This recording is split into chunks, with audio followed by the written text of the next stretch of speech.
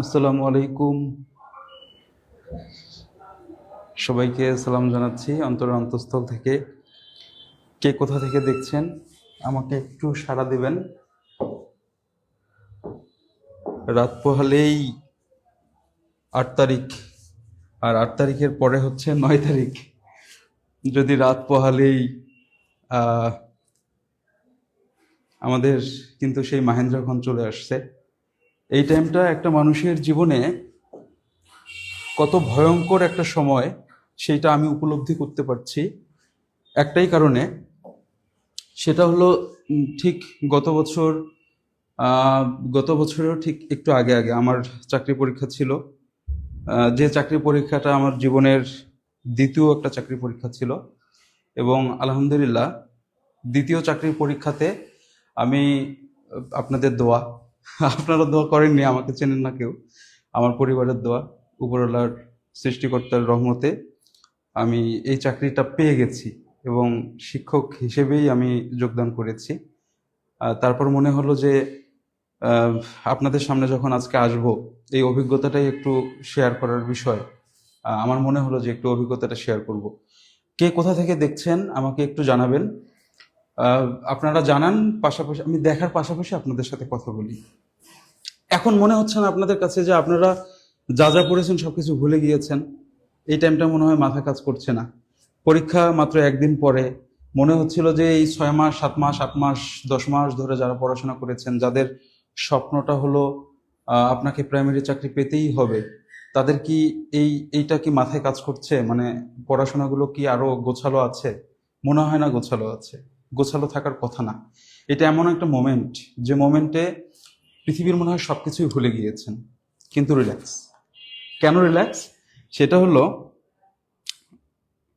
শেরপুর থেকে রংপুরে কেমন ঠান্ডা, রংপুরের লোক আমি। তারপর হচ্ছে নওগাঁ থেকে উত্তরবঙ্গ, দিনাজপুর থেকে উত্তরবঙ্গ থেকে। স্যার কিছু মনে নাই, মাথা পুরাই ফাঁকা, রাইট, এটা হবে। কিন্তু আমি আপনাদেরকে একটু রিল্যাক্স করব। কিভাবে রিল্যাক্স করব? আপনি একটু ধৈর্য ধরে আমার সাথে থাকেন, ইনশাল্লাহ আমি আপনাকে রিল্যাক্স করার চেষ্টা করব। আমার যতটুকু ব্যক্তিগত অভিজ্ঞতা, যতটুকু চাকরি পাওয়ার অভিজ্ঞতা, এবং এই আগের রাতগুলোতে আমি কি করেছি, একদিন আগে আমি কি করেছি, এই অভিজ্ঞতাটাকে যদি একটু শেয়ার করি, আমার মনে হয় আপনার একটু ভালো লাগতে পারে। 51 জন মোটামুটি আমার সাথে যুক্ত হয়ে গিয়েছে। আজ আজ কোনো নাই মাথায়, মানে আজকে কিছু মাথায় নেই। আসসালামু আলাইকুম স্যার, কেমন আছেন? নোয়াখালী থেকে।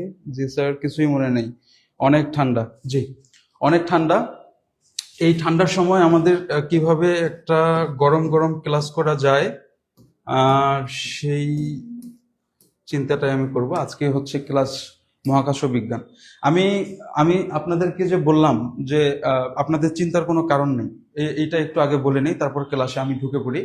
চিন্তার কারণ নেই এই কারণে, যখন আমি পরীক্ষা দিয়েছিলাম আমার কাছে মনে হয়েছিল যে এই পরীক্ষাটার পর আমি যদি এই চাকরিটা কনফার্ম না করতে পারি, আমি 18তম শিক্ষক নিবন্ধনের কথা বলছি, সেই চাকরিটা আমি নিশ্চিত করেছিলাম এবং সেটাই ছিল আমার জীবনের দ্বিতীয় চাকরির পরীক্ষা। আমি বাসা থেকে বের হয়েছিলাম তার ঠিক 6 মাস আগে। আমার মনে হয়েছিল যখন যখন বাসা থেকে বের হয়েছে, আমার মনে হয়েছিল at any how, by hook or crook, আমার একটা চাকরি নিশ্চিত করতেই হবে। আমি বাসা থেকে বের হয়েছি এবং আমার চাকরির পরীক্ষা ছিল এটা দ্বিতীয়। আমি চাকরির প্রিপারেশনটা নিলাম। প্রিপারেশন নেওয়ার পর আলহামদুলিল্লাহ আমার তো এই চাকরিটা কবুল হলো, মানে আল্লাহ রহম করলো। তো চাকরির পরীক্ষার আগের দিনগুলোতে মূলত আমার দিনটা কেমন ছিল, 59 জন বা অনেক মানুষ আমাকে দেখছেন। চাকরি পরীক্ষার আগের দিনে বেসিকলি আপনার মাথা একদম ফাঁকা হয়ে যাবে, কিন্তু আমার মাথাটা আপনার মতোই ফাঁকা ছিল, কিন্তু আমার একটা রিল্যাক্স ছিল।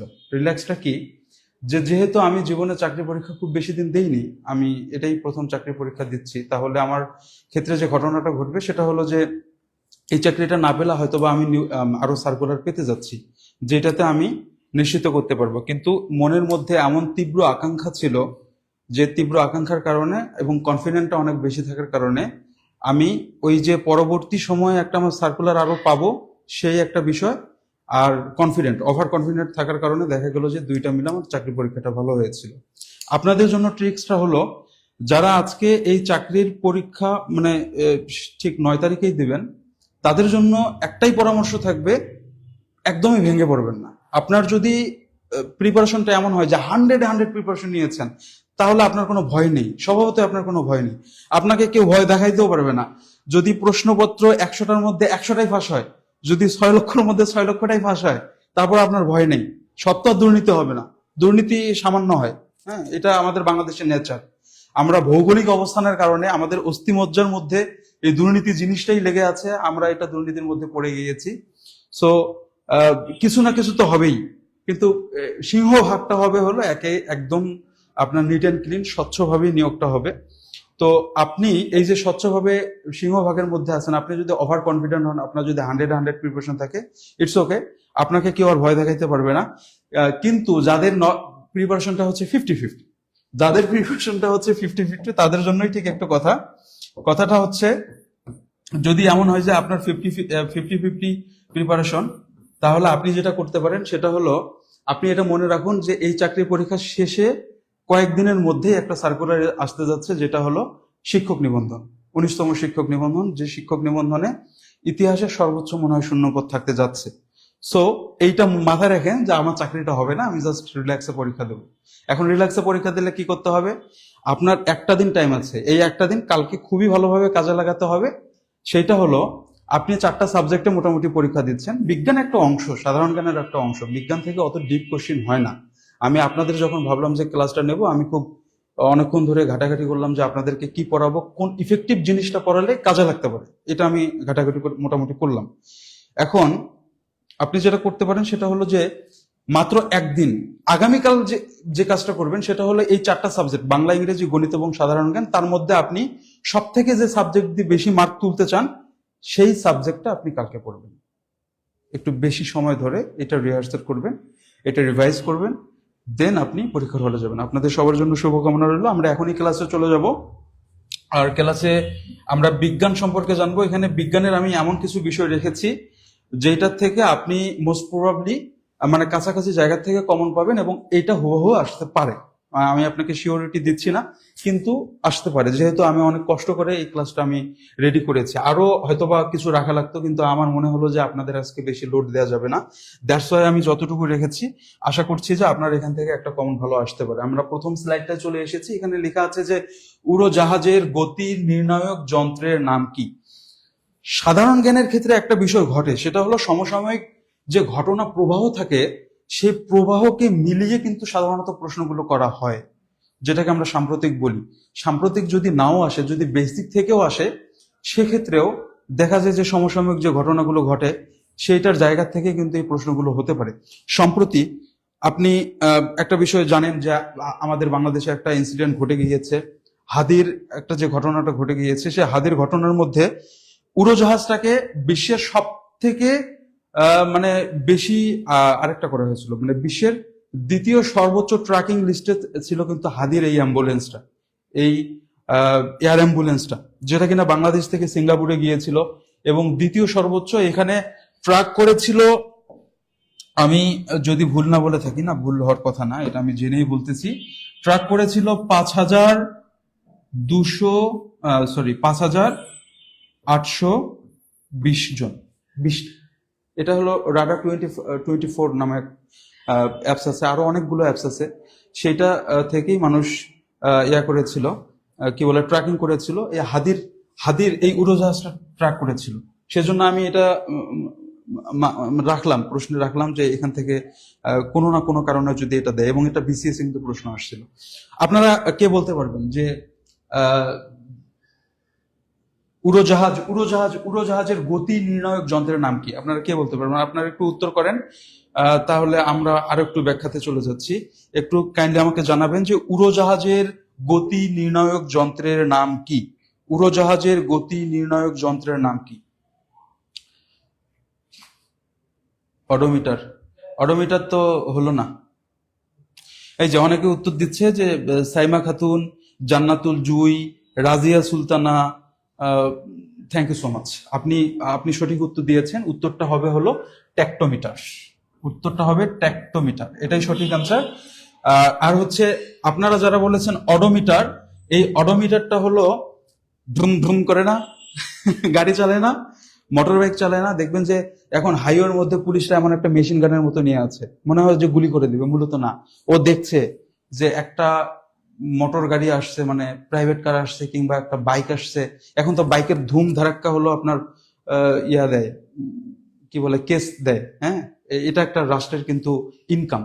ওই যে আমরা বলি না যে ভ্যাট ট্যাক্সের বাইরেও কিন্তু অনেকগুলো জরিমানা হয়, সেই জরিমানা থেকে যে ইনকাম গুলো হয়, এই মোটর বাইক বা প্রাইভেট কার একটা করে মামলা হলো 8-10 হাজার টাকা। এই জিনিসটা হলো অডোমিটার।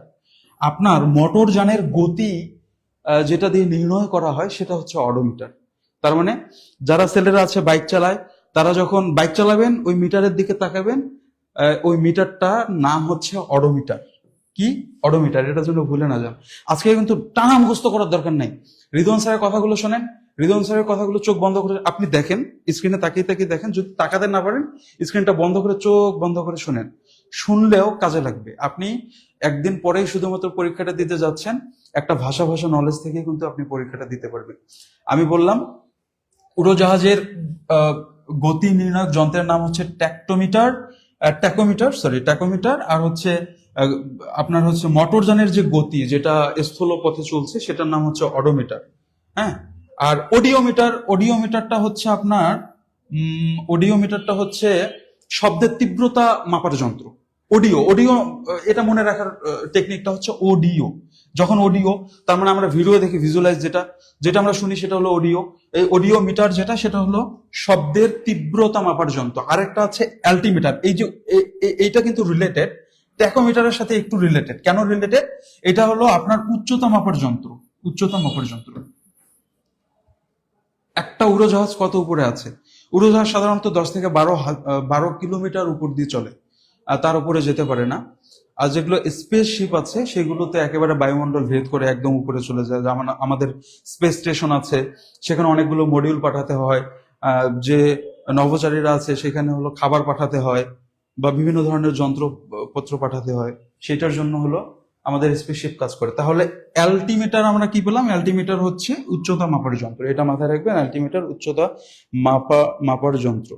সবাইকে ধন্যবাদ, সবাই অনেক সুন্দর উত্তর দিয়েছে। আমরা পারবো কিনা, এটা পারবো কিনা, ক্লিয়ার কিনা? মাপার যন্ত্রগুলো কিন্তু খুবই ইম্পর্টেন্ট। এখান থেকে একটা না একটা প্রশ্ন এসেই থাকে। বিজ্ঞান মানে 2-3টে জায়গা থেকে প্রশ্ন আসে। একটা হলো এই যে মাপার যন্ত্রগুলো, আর হচ্ছে আপনার মহাকাশ থেকে থাকতে পারে, আর হলো ব্যাকটেরিয়া রিলেটেড কিছু একটা। এই 3টা জায়গা আপনার হলো একটু স্ট্রংলি পড়লে মোটামুটি আসার সম্ভাবনা আছে।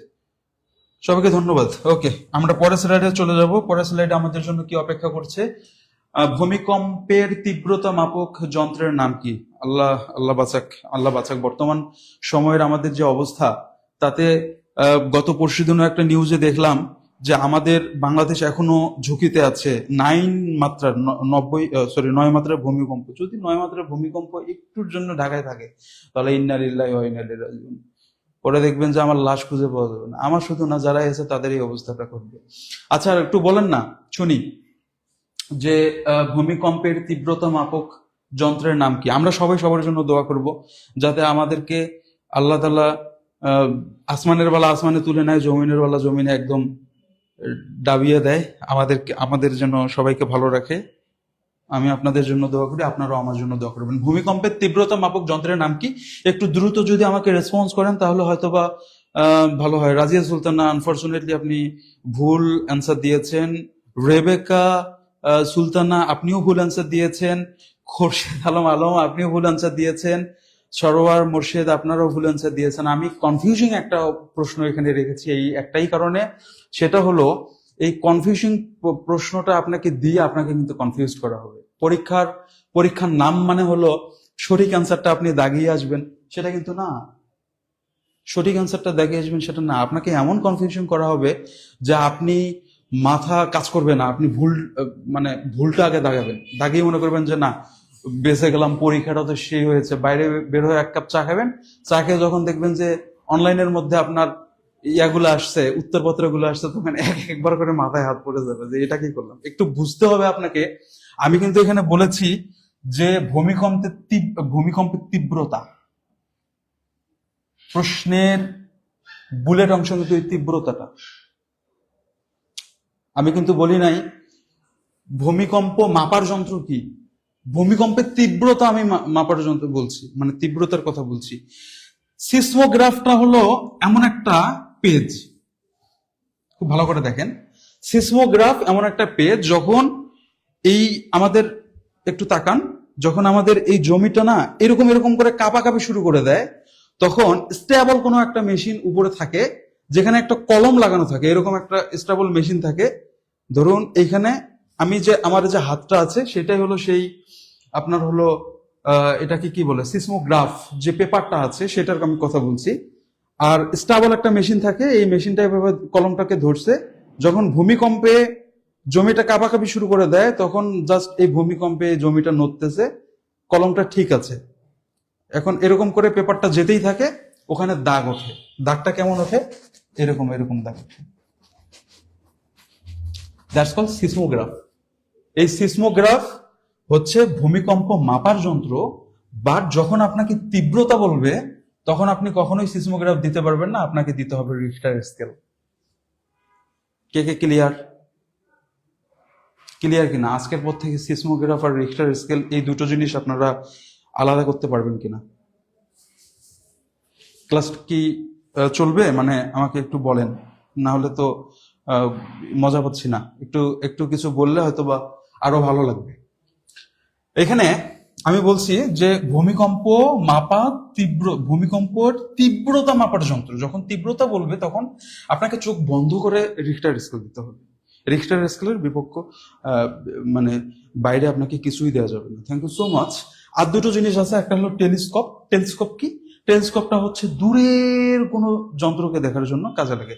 আমরা দূরবীন বলি না? দূরবীন তো আমরা বড় জোর কত 10 কিলোমিটার পর্যন্ত দেখতে পারবো না, এটা পারবো না, কারণ বায়ুমণ্ডলের মধ্যে এত ধূলিকণা আছে, এত পরিমাণ ধূলিকণা আছে, এবং অন্যান্য উপাদান এত পরিমাণ আছে, এত পরিমাণ ডাস্ট আছে যে আমরা দেখতে পারবো না। চালিয়ে যান, জমে গেছে। Oh my God, thank you so much. এইভাবে বললে একটু জোশ লাগে। আমার অবশ্য গরম লাগা শুরু করছে আপনাদের ক্লাস নিয়ে। ওকে, টেলিস্কোপটা কি? টেলিস্কোপ হলো দূরের কোনো যন্ত্রকে দেখার জন্য। সেটা হলো হাজার হাজার কিলোমিটার দূর হতে পারে, লক্ষ লক্ষ কিলোমিটার দূর হতে পারে, সেটাকে দেখার যন্ত্র।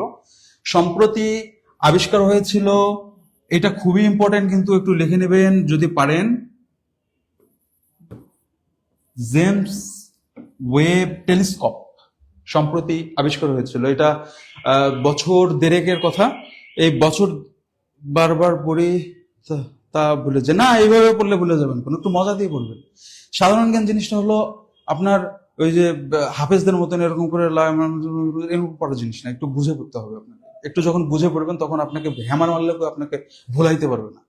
কেউ আপনার মাথায় বাড়ি মারলেও আপনার যদি মতিভ্রম না হয়, আপনি যদি কোমায় না চলে যান, আপনি সাধারণ গুণ ভুলতে পারবেন না। সাধারণ গুণ তো একটা মজার জিনিস।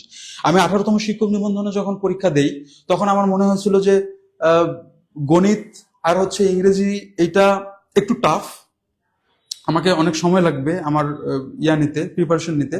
তাহলে আমাকে কি করা দরকার? আমাকে হলো দুইটা সহজ জিনিস ধরা দরকার, একটা হলো বাংলা আর একটা হচ্ছে সাধারণ জ্ঞান। এই দুইটা দিয়ে আমি 50 তুলবো, 50-এর মধ্যে আমি 45 বা 40 তুলবো, এটা দিয়ে পাশ করব। আর বাদ বাকি সাবজেক্ট গুলো দিয়ে হলো ভালো মার্ক দিলে আমি এগিয়ে থাকবো। আমি তাই করছি। আমি বাংলা এবং সাধারণ জ্ঞান দিয়ে 42 পেয়েছিলাম।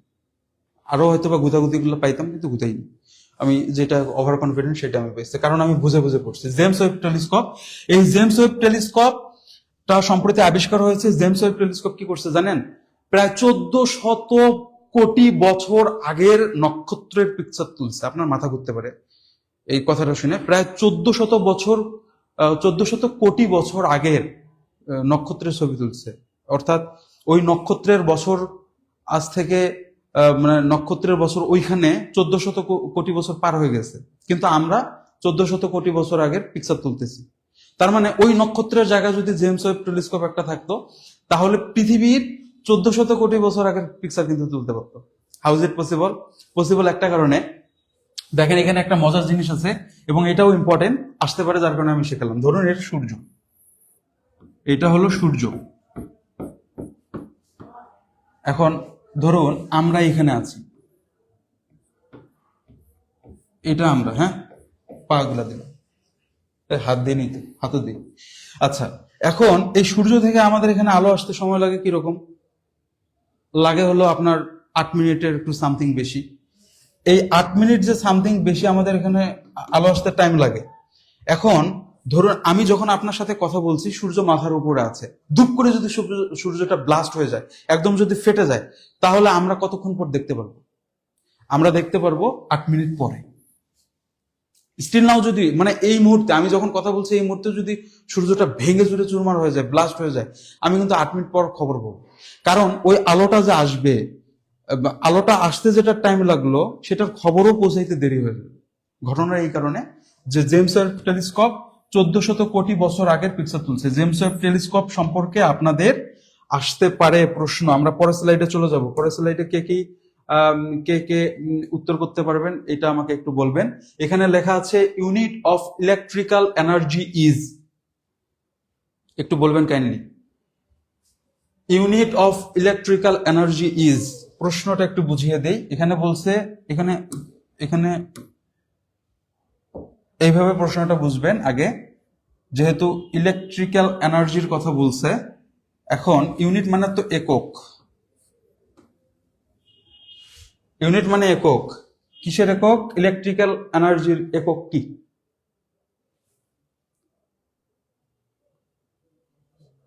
আট মিনিট পরে, রাইট।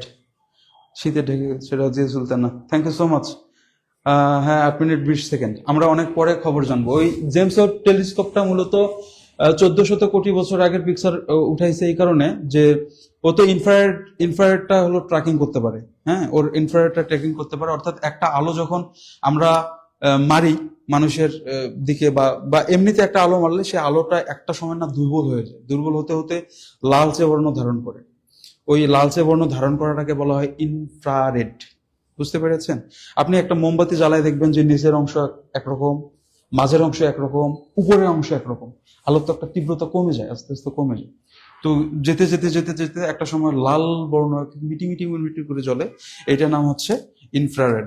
এখন উত্তর করতেছেন অনেকে খ, অনেকে গ, 3-এর গ। কে কে বলছেন? রেবেকা সুলতানা বলছে 3-এর গ, আফরোজা আক্তার TN বলছে 3-এর গ, তারপর হচ্ছে সাইমা খাতুন বলছে 3-এর গ, তারপর হচ্ছে লেলিন খান বলছে 3C, তারপর রুমি আজাদ বলছে 3-এর গ, রেজাউল করিম বলছে 3-এর গ, মাহিয়া মাহি বলছে 3-এর গ, সীমা সিংহা নাকি সিনিগ্ধা নাকি সিংহাই তো 3-এর গ। আমি মনে হয় এত আপনাদের নাম যতবার বললাম, এতগুলো পড়াশোনাও মনে হয় 26 সালে করিনি। আচ্ছা, ভেরি গুড। আপনারা অনেক সিরিয়াস, বোঝা যাচ্ছে। আমি বলেছি যে আপনাদেরকে একটু কনফিউজ না করে দিলে হয় না। আসলে আজকে পরীক্ষার একটা দিন আগে আমি ক্লাস নিচ্ছি, এই টাইমে যদি একটু মজা না করি তাহলে আপনাদের মাথা পাগল হয়ে যাবে। একটু মজা করেন না, রিল্যাক্স, আপনার ভুলে যান আপনার পরীক্ষা আগামী পরশুদিন, একটু মজা করার জন্য ক্লাসে থাকেন, আম, একটু মজা করার জন্য থাকেন, দেখবেন যে ভালো লাগবে। তো সবাই বলছে 3-এর গ, অ্যান্সার করছে হলো ওয়াট। আমি বলেছি যে unit of electrical energy. Electrical energy বলতে তাপ শক্তির একক কি, সরি মানে এটা কি কি বলে, ইলেকট্রিক্যাল এনার্জি হচ্ছে আহ, আপনার এই যে বিদ্যুৎ, বিদ্যুৎ যে আছে সেই বিদ্যুতের একক কি, তাই না? বিদ্যুতের একক কি? এখন 3-এর গ যারা যারা অ্যান্সার করেছেন সবাইকে অসংখ্য অসংখ্য দুঃখজনক ধন্যবাদ দিতে পারলাম না। 3-এর গ is not correct answer. Answer is তাহলে বাকি আছে কে? বাকি আছে হচ্ছে বিটিইউ, মানে বাই দ্য ওয়ে, সরি মানে বিটিইউ এটার একটা অ্যাব্রিভিয়েশন আছে, আমরা পরে বলতেছি। বিটিইউ এটাও না, নিউটন মিটার এটাও না, আছে এটা তো হলোই না, তাহলে থাকলো কি? Watt second. অ্যান্সার হচ্ছে ওয়াট সেকেন্ড। বুঝতে পেরেছেন? Answer watt second. কেন ওয়াট সেকেন্ড আমি এখন বলি। ইউনিট অফ ইলেকট্রিক্যাল এনার্জি, এখানে বলছে যে ইলেকট্রিক্যাল এনার্জির একক কি। আপনার যখন এককের কথা বলছে তখন ওয়াটটা সত্য কথা, আমরা বাজারের দোকানে গেলে কিন্তু বলি যে আঙ্কেল আমাকে 30 ওয়াটের একটা বাল্ব দেন। যেমন ধরুন আমরা রুমে লাগালে 30 ওয়াটের একটা বাল্ব নেই, বাথরুমে লাগালে 5 ওয়াটের একটা বাল্ব নেই, রান্নাঘরে লাগালে 9 ওয়াটের একটা বাল্ব নেই। ধরুন আপনি এখানে আমার যে ক্লাসটা দেখতেছেন, আমাকে ফর্সা করার জন্য এখানে প্রায় 600 ওয়াট আছে। আই এম জাস্ট কিডিং, আমি এমনিতেও ফর্সা আছি, আমি নিজেকে কখনো কালো বলি না। তো যখন আপনার এই যে আমরা ওয়াট গুলো দিয়ে তাপ শক্তির একককে মাপি না, বৈদ্যুতিক শক্তির একককে মাপি না ওয়াট দিয়ে, কিন্তু যখন আপনাকে স্পেসিফিক করে দিবে এইভাবে যে ওয়াট পার সেকেন্ড, এখন একক কি? এককটা হলো আপনি যখন একটা ওয়াট, একটা বিদ্যুতের যখন একক ওয়াট নিয়ে মাপতেছেন, সেই ওয়াটটা কিন্তু আমরা বিবেচনা করি যে সেকেন্ডে। 1 সেকেন্ডে যদি 1 ওয়াট খরচ হয়, সেটাকে মূলত বিদ্যুৎ শক্তির হচ্ছে একক ধরা হয়। হ্যাঁ, তো আপনাকে যখন স্পেসিফিক করে দিয়েছে যে 1 সেকেন্ডে 1 ওয়াট, তাহলে আর এই ওয়াটের মূল্য নেই, এই ওয়াটের আর মূল্য নেই। ওয়াটটা কাউন্ট করা হয় সেকেন্ডে, নট আওয়ারে। ঘন্টায় কাউন্ট করা হয় না, কাউন্ট করা হয় সেকেন্ডে। যেহেতু আমরা সেকেন্ডে এখানে কাউন্ট পাইছি, এই ওয়াটের আর কোনো মূল্য নেই, তাই না? এখন এখানে আরো একটা জিনিস আছে, জিনিসটা হচ্ছে বিটিইউ। বিটিইউ কি? এখন তো নতুন নতুন অনেকেই ফোন টোন চালায়, তারা লেখে যে বিটিওয়াই। আমাকে একজন লেখছে যে বিটিডাব্লিউ। আমি বললাম যে বিটিডাব্লিউ মানে কি? এটা তো এটার ফুল মিনিংস আমি পাচ্ছি না, আমি গুগল করছি পরে পাচ্ছি না। আমাকে পরে বলতেছে ভাইয়া এটা হচ্ছে বাই দা ওয়ে। আমি বললাম এটা কি, এর কেন হলো, এটা কি আবিষ্কার করলো? বলছে যে জেনজি আবিষ্কার করছে। আমিও তো জেনজির অন্তর্ভুক্ত, আমার 16 বছর, বুঝছেন, বাড়েও না কমে না। Thank you so much. এটা কে বুঝছেন বলেন? এটা আরো ভুল হবে? ইউনিট অফ ইলেকট্রিক্যাল এনার্জি খুবই ইম্পর্টেন্ট। এমনও হতে পারে যে আগামী পরশুদিন এই প্রশ্নটা এসে বসছে, খুবই ইম্পর্টেন্ট। আমি অনেক গবেষণা করে রেখেছি, আমি সেই জন্য প্রশ্নগুলোতে একটু টাইম নিচ্ছি, এই কারণে যে প্রশ্নগুলো খুবই ইম্পর্টেন্ট। পরীক্ষার আগেই তো সব কনফিডেন্স শেষ হয়ে যাচ্ছে মাত্র 30 মিনিট। আচ্ছা, পরীক্ষায় মূলত কনফিউশন করতে চায়, সেজন্য আমি একটু কনফিউশন করেছি আপনাদেরকে। আচ্ছা, বিটিইউটা হচ্ছে, এটা ইম্পর্টেন্ট, এটাও লিখে দেই। British thermal unit.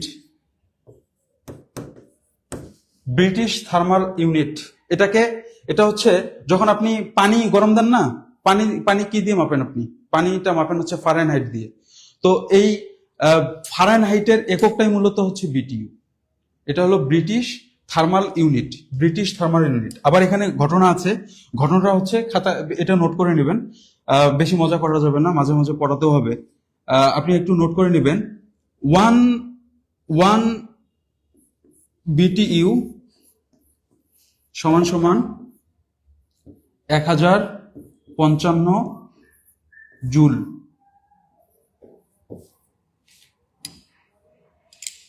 1055 joule. 1 BTU সমান 1055 জুল। জুল কি? জুল হচ্ছে শক্তির একক। এই এই জিনিসগুলো পরীক্ষা কিন্তু আসতে পারে, যার কারণে আমি বলতেছি বিটিউ হচ্ছে 1 বিটিউ হচ্ছে 1055 জুল। 1055 জুল সমান সমান 1 বিটিউ। এটাও ইম্পর্টেন্ট, এটা কিন্তু একটা বিসিএস এ আসছিল যে 1 বিটিউ সমান সমান 1055 জুল। 1 বিটিউ সমান সমান কত, এই প্রশ্নটা করে বসছিল। 1 বিটিউ সমান সমান হচ্ছে 1055। প্রশ্ন তো ফার্স্ট হচ্ছে আমরা আর কি 10 লাখ নিচ্ছি কি, মানে প্রাইমারি পরীক্ষা এত সস্তা, 10 লাখে আপনি প্রশ্ন পান? ভাই শোনেন, পরীক্ষার আগে না অনেক গুজব বাহিনী বের হয়, যাদের প্রিপারেশন 30%, ওরা জীবনও জানে যে পরীক্ষা মানে পাশ করতে পারবে না। তাহলে কি করবে? একটা হুদাই একটা ধরেন স্ট্যাটাস দিল যে প্রশ্ন ফাঁস হয়েছে, অমুক লাখে পাওয়া যাচ্ছে।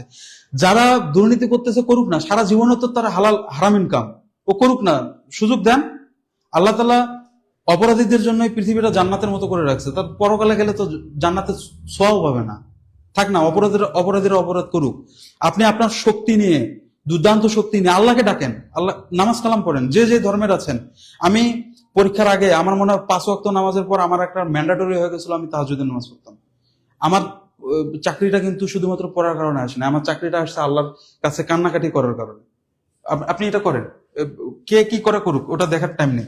এখন এখানে আরেকটা জিনিস বলি, বলুন তো শক্তির একক কি? শক্তির একক কি বলেন? শক্তির একক কি? জুল শক্তির একক। মাহিয়া মাহি বলছে যে জুল হলো শক্তির একক। শক্তি জিনিসটা কি? শক্তি জিনিসটা কি? আচ্ছা, যদি এটা প্রশ্ন আসে, একটা প্রশ্ন আসছিল স্বাস্থ্য খাতে, একটা প্রশ্ন আসছিল যে ওয়ান জুল সমান সমান কত? এবার বলেন আপনারা, শক্তির একক যদি জুল হয় তাহলে 1 জুল সমান সমান কত? এটা কিন্তু স্বাস্থ্য খাতের প্রশ্ন। আসসালামু আলাইকুম সবাইকে। স্যার যদু হয়ে গেছে। ওকে, সবাই কেমন আছেন আমাকে একটু বলেন তো, শুনি যে স্যারের ক্লাস কেমন লাগতেছে। আমি সুজন স্যার আপনাদের সাথে আছি, আর আগামীকাল সকালে আপনাদের সাথে হচ্ছে আইসিটি নিয়ে একটা ম্যারাথন ক্লাস হবে ইনশাল্লাহ। আমাদের হৃদয় স্যারকে কেমন লাগতেছে, এবং হচ্ছে স্যার আপনাদেরকে কি জোর পড়াচ্ছে, এনার্জি পড়াচ্ছে তাই না? এনার্জিতে আছে, পড়াশোনা আমরা একটু দ্রুতই যাব অবশ্য। অনেক বেশি রাত হয়ে গেছে। আচ্ছা, সবাই একটু কমেন্টসে জানান যে মানে প্রাইমারি পরীক্ষা নিয়ে ভয় পাচ্ছেন কে কে? হ্যাঁ, আর স্যারের ক্লাস কেমন লাগছে? আলহামদুলিল্লাহ। হ্যাঁ, স্যার একটা 100% সত্য মন্ত্রী বলে আল্লাহ কেউ। ওকে, সবাই একটু বলেন তো, আমি একটু মজা করতে আসছি আপনাদের সাথে, যে প্রাইমারি পরীক্ষা নিয়ে আপনাদের ভয় ভয় কাজ করতেছে কি? আর কালকে সকালে হয়তো আমার সাথে দেখা হবে।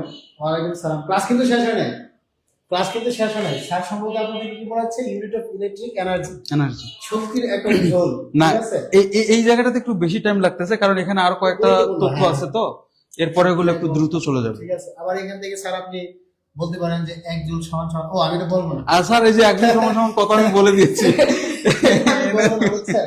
কারণটা বললে আপনারা পাবেন, তবে মানে 4 দিয়ে কিছু একটু শুরু হবে, বুঝছেন? পুরোটা বললাম না, 4 দিয়ে কিছু একটু শুরু হবে। বইয়ে হাত পা কাঁপতেছে নাকি ডরে ভয় কাঁপতেছে? এই সবাই একটু কমেন্টসে জানান, ডরে ভয় কাঁপে নাকি সারিতে তো নাই? সরি, এটা কাজের একক। আচ্ছা, ডরে ভয় কাঁপে নাকি? কাজের একক, শক্তির একক, দুইটাই সত্য। স্যার আমি আপনার পড়ার মধ্যে একটু ডিস্টার্ব করতেছি। ডরে ভয় কাঁপে,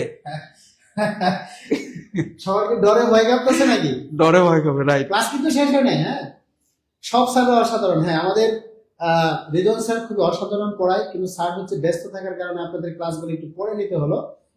ধারাবাহিক ক্লাস তো অবশ্যই পাবেন, ফ্রি ক্লাস হিসাবে আমার ক্লাস কালকে পাবেন। আর আইসিটি নিয়ে কালকে হাজির হবো একটু রিভিশন দেওয়ার জন্য, আড্ডা দেওয়ার জন্য। আর ইংলিশে তো পাচ্ছেনই, দিন ইসলাম স্যার আছে, আরিফ স্যার আছে ম্যাথমেটিক্সে। আর ম্যারাথনে যারা ভর্তি ছিলেন তারা আমাদের ফ্রি ক্লাসগুলো করবেন। আর সেই সাথে হচ্ছে আপনারা চেষ্টা করবেন প্রাইমারি পরীক্ষায় সর্বোচ্চ কিভাবে ভালো করা যায়, আল্লাহর কাছে বেশি বেশি দোয়া করবেন। আর রেদল স্যার তো পুরোপুরি আপনাদের জন্য সবসময় দোয়া করে, আমরা ব্যাকএন্ডে নামাজের দোয়া করি, নামাজেও দোয়া করে আপনাদের জন্য। হ্যাঁ, পরীক্ষার চিন্তায় কেমন যে আছি সেটাও জানি না, কোনো সমস্যা নাই। এখানে যারা আছেন সবাই আমাদের খুবই পরিচিত, মনে হচ্ছে আপনাদের সামনে এসে আমি হচ্ছে কথা বলতেছি। হ্যাঁ, আর স্যারের ক্লাসটা আমি খুবই মনোযোগ দিয়ে দেখছিলাম, আপনারা এত চমৎকার ভাবে স্যারের ক্লাসটা হচ্ছে মজা করতেছিলেন, খুবই ভালো লাগতেছিল। হ্যাঁ, আর রাতের বেলায় ক্লাস অনেকেই দূর দূরান্ত থেকে ক্লাস দেখেন, তাদের প্রতি আমাদের স্যার সবসময় ধন্যবাদ। এনাদেরকে এনার্জি দিয়ে পড়ানো যেত, কিন্তু যেহেতু হ্যাঁ। একটা দিন পর পরীক্ষা, হ্যাঁ হ্যাঁ আমার মনে হয় একটু শান্তি দিয়ে না পড়ালে হ্যাঁ খুব কষ্ট পেতে পারে, কারণ এই সময়টা খুব ক্রিটিক্যাল। অনেক ক্রিটিক্যাল সময়। তো সবাই মনোযোগ দিয়ে ক্লাস করেন। আর কালকে সকালে সবার সাথে একটা অগ্রিম দাওয়াত শেয়ার করে রাখি, আইসিটি ক্লাস নিয়ে আমরা হাজির হব। আমি সুজন স্যার আপনাদের সাথে আইসিটি মানে নিয়ে একটু কথা বলবো।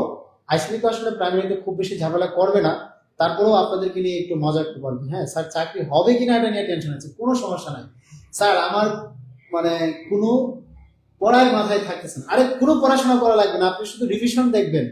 মানে আমাদের ক্লাসগুলো বারবার মানে রিভিশন দিবেন স্যার। পরীক্ষার পরে শীত গেছে ভোগে, ঠিক আছে স্যার? তাহলে ক্লাস করান, জি, আমার অসাধারণ ইনশাল্লাহ। লেগেছে। আর স্যারের ক্লাস মনোযোগ দিয়ে করেন, আর স্যারের ক্লাস মানেই হচ্ছে অসাধারণ ক্লাস, একেবারে ঝোল, বুঝতে পারছেন? একেবারে ঝোল। স্যার আমি সরি আপনাকে ক্লাসের মধ্যে ডিস্টার্ব করলাম, এই হলো আপনার প্ল্যাটফর্ম, আপনাকে আমি বুঝাই দেবেন। ওকে ওকে সবার সামনে থ্যাংক ইউ, বুঝাই থ্যাংক ইউ দিলাম। So much. আসসালামু আলাইকুম। হ্যাঁ স্যারকে অসংখ্য ধন্যবাদ। স্যারের একটা পরিচয় আমি দেইনি, একটা পরিচয় দেইনি। আবার কি আনলেন স্যার জায়গা? হচ্ছে টিউটোরিয়ালের কর্ণধার, ইনি কো-ফাউন্ডার।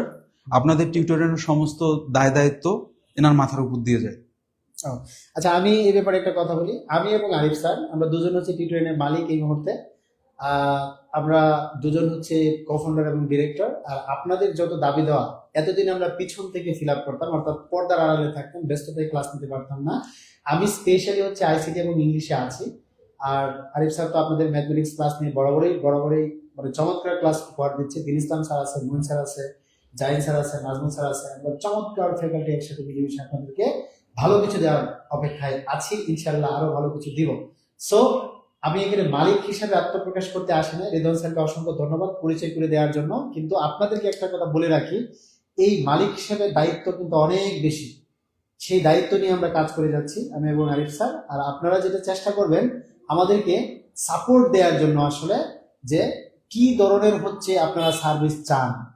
ফ্রি এক্সাম, ফ্রি পরীক্ষা, ফ্রি ক্লাস, পেড ক্লাস, বই, মানে নিয়মিত সেমিনার, নিয়মিত হচ্ছে আপনাদের প্রবলেম সলভ, নিয়মিত কনফিউশন কিলার, তারপর হচ্ছে রিসেন্ট টকস, সব এপিসোড আসবে ইনশাআল্লাহ। সো আপনারা সবাইকে জানিয়ে দিবেন, আমরা ইনশাআল্লাহ আপনাদের সেবায় সর্বদা নিয়োজিত। এই যে কেবল রাত 10টা বাজে, আমরা 12টা, 1টা, 2টা, 3টা, 4টা পর্যন্ত অফিসে থাকি, যখন বইয়ের কাজগুলো চলে রাত অবধি কাজ করি, ঠিক আছে? বাট এটা আপনাদের ভালোর জন্য।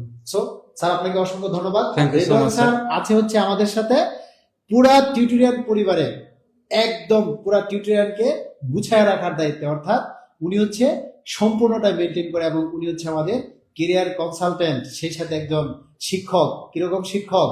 উনি দৈনন্দিন বিজ্ঞান পড়ান খুব সুন্দর, সাধারণ জ্ঞান খুব সুন্দর পড়ান। সেই সাথে আরেকটা পরিচয় আছে, স্যার কিন্তু নিবন্ধনের আরবি কোর্সেও আছে আমাদের সাথে। কি স্যার?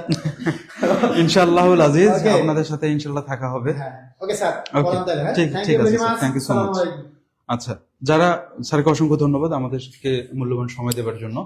যারা ভাবছেন যে 3 নম্বর স্লাইডে মোটামুটি কিন্তু 20টার মতো প্রশ্ন চলে গেছে। এখন 1 জুল সমান সমান যেটা সব থেকে বেশি আসতে পারে, আপনারা কোনো সংখ্যায় যাবেন না, 1 nm। 1 nm এইটাই প্রশ্ন আসে বেশি। এই যে 1 nm, nm কি?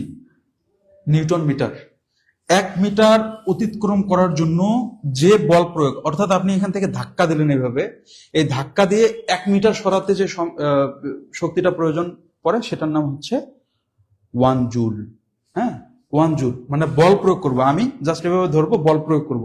এই বল প্রয়োগ করে 1 মিটার সরানোর ক্ষেত্রে যে বলটা প্রয়োগ মানে যে শক্তিটার প্রয়োজন পড়ে সেটার নাম হচ্ছে 1 জুল। 1 জুল সমান সমান অলওয়েজ 1 nm। এটা হচ্ছে মোস্ট ইম্পর্টেন্ট, অন্য পড়াশোনাগুলো আপাতত না করলেও চলবে। এটা একটু দেখেন, 1 newton metre, 1 newton metre, 1 newton metre, 1 joule সমান সমান 1 নিউটন মিটার, 1 জুল সমান সমান 1 নিউটন মিটার। এভাবে মুখস্থ করলে ওখানে গিয়ে হারায় যেতেন আপনারা। এখন nm নাকি mn নাকি pm নাকি am এরকম ভুল হইতো। হ্যাঁ, ভুল হওয়ার টাইম নেই, এটা হচ্ছে নিউটন, এটা হচ্ছে মিটার। এভাবে মনে রাখবেন, তখন আর কোনো ভুল হওয়ার চান্সেস নেই। সবার জন্য শুভকামনা, ইনশাল্লাহ ভালো কিছু হবে। হ্যাঁ, আমি সত্যি সত্যি দোয়া করি, কারণ আমি একটা বেকারত্ব কত বড় একটা দুর্দশাগ্রস্ত জিনিস, মানে বেকারত্ব কত বড় একটা ভয়ঙ্কর জিনিস সেটা আমি জানি। আমি যদিও পড়াশোনার খুব বেশি দেরি করার আগেই আমি মানে পড়াশোনা শেষ হবার খুব বেশি দেরি হয় নাই, আমি চাকরিটা মোটামুটি আলহামদুলিল্লাহ আল্লাহর রহমতে পেয়ে গিয়েছিলাম। এখন আমরা পড়বো যেটা, সেটা হচ্ছে মহাকর্ষ, অভিকর্ষ, শক্তি। মহাকর্ষটা কি? মহাকর্ষ কি? মহাকর্ষ হচ্ছে যে এক বস্তু আরেক বস্তুকে যেভাবে টানে, রাত 12টা বাজলেই ধরুন আমাদের মনের মধ্যে একটা টান কাজ করে যে ইস, যদি ইন্টারনেট ওই পাশে না থাকে তাহলে আমাদের মনটা একটু খুঁতখুঁতানি তৈরি হয়। তারপরে ধরুন যদি অপর পাশে একজন ঘুমিয়ে পড়ে তাহলেও আমাদের খারাপ লাগা শুরু হয়। হ্যাঁ, একটা টান কাজ করে। এটাই কি মহাকর্ষ? No, no, no, no, no, এটা মহাকর্ষ না। মহাকর্ষ হচ্ছে এক বস্তু আরেক বস্তুকে যে আকর্ষণটা করে, সে আকর্ষণের নাম হচ্ছে মহাকর্ষ। ধরুন এই যে আমাদের আমাদের যে পৃথিবীটা আছে, পৃথিবীটাকে প্রদক্ষিণ করতেছে প্রত্যেক 27 দিনে দিনে একটা চাঁদটা। এই চাঁদটার কি ঠেকা পড়ছে যে আমাদের পৃথিবীকে ও হচ্ছে প্রদক্ষিণ করতেই আছে করতেই আছে করতেই আছে, ওর কোনো খেয়ে দেয়ে কাজ নেই, কেন করতেছে? এটা হচ্ছে মহাকর্ষের কারণে। আবার ও তো এমন হতে পারতো যে আজকে একটা উড়ানটি দিয়ে আরেক দিকে দৌড় দিল, একেবারে ও বৃহস্পতির দিকে চলে গেল, এখন ও হলো ওখানে গিয়ে ঘুরতেছে। এটা তো করতে পারতো, কেন ও যায় না? সেটা হলো এই মহাকর্ষের কারণে। এই মহাকর্ষটা আমরা ঠিক মনে রাখবো, এক বস্তু আরেক বস্তুকে আকর্ষণ করার যে সিস্টেমটা, সেটাই হচ্ছে মহাকর্ষ। এক বস্তু আরেক বস্তুতে যে আকর্ষণ হয় সেটাই হচ্ছে মহাকর্ষ। তাহলে অভিকর্ষ কি? অভিকর্ষ হচ্ছে আমরা যে পৃথিবীতে আছি, পৃথিবীতে এখন ধরুন পৃথিবীতে আমরা হাঁটতেছি, চলতেছি, ফিরতেছি। এখন আপনার ইচ্ছা হলো যে আমি একটু মঙ্গল গ্রহে বেড়ায় আসবো, আপনি কি করলেন? আপনি একটা লাফ দিলেন, এরকম করে ধুমসে একটা লাফ দিলেন, তারপর উড়ে আপনি মঙ্গল গ্রহে চলে গেলেন। এটা করতে পারবেন? শক্তি আছে? শক্তি নেই, শক্তি নাই। এখন এই যে শক্তি নাই, এটা কেন নাই? সেটা হলো আপনার পৃথিবীর একটা চৌম্বকীয় শক্তি আছে, পৃথিবীর কেন্দ্রবিন্দুতে একটা চৌম্বকীয় শক্তি। এই শক্তিটা এমন একটা প্রকাণ্ড শক্তি যে কিনা পৃথিবীর মধ্যে সমস্ত কিছুকে আকর্ষণ করতেছে, সমস্ত কিছুকে আকর্ষণ করতেছে। এটাকেই বলা হয় অভিকর্ষ, অর্থাৎ মধ্যাকর্ষণ শক্তি। মধ্যের যে শক্তি, মধ্যের যে আকর্ষণ শক্তি আপনাকে টেনে রাখছে, সেটাই হলো মধ্যাকর্ষণ শক্তি। তাহলে আমরা কি পেলাম? মহাকর্ষ মানে এক বস্তু আরেক বস্তুতে যে আকর্ষণ, সেটা হচ্ছে মহাকর্ষ। আর অভিকর্ষটা হচ্ছে, বুঝতে তো ভালোই রসি, এটা কোনো কথা? কিন্তু নাজায়েজ কোনো কাজ করা যাবে না, বুঝতে পেরেছেন? আর অভিকর্ষ হচ্ছে আপনার পৃথিবীর কেন্দ্রস্থে যে মধ্যাকর্ষণ শক্তিটা আছে, সেটা হচ্ছে অভিকর্ষ। আর শক্তিটা কি? শক্তি তো আমরা একটু আগে জানলাম। আমরা এটা নিয়ে একটু চলেন পড়াশোনা করি, কি কি পড়াশোনা আসার মতন। ঘটনা হচ্ছে, আমি যাই বলি না কেন, যাই আপনাকে পড়াচ্ছি না কেন, মোস্ট ইম্পর্টেন্ট জন্য ওই জিনিসটা আমি এখানে বোর্ডে লিখতেছি। মোস্ট ইম্পর্টেন্ট জন্য ওটা নিয়ে আমি একটু আপনাকে মজা দিচ্ছি। না হলে কিন্তু এই সময়টাতে এসে যদি আমি শুধু বলি যে পড়াটা পড়বি না কেন, তুই পড়বি, তোর অমুকও পড়বি, তাহলে কিন্তু আপনি পড়াটা রিসিভ করতে পারবেন না। এই মুহূর্তে আপনার দরকার একটু মজা দিয়ে পড়া। চাঁদে নিয়ে গেলে কোনো বস্তুর ওজন বাড়বে না কমবে? কে পারবেন এটা বলুন তো? সবাই পারবেন, আমরা খুব বেশি এটাতে যাব না। এটা হলো এখানে হচ্ছে শূন্য থাকবে, একই থাকবে, বাড়বে, কমবে না। আমি একটু দেখি আপনারা কে কি বলেন, এটা আমার একটু জানার দরকার আছে। যেহেতু আমি আপনাদের প্রথম ক্লাস নিচ্ছি আজকে, আমারও একটু জানার দরকার আছে।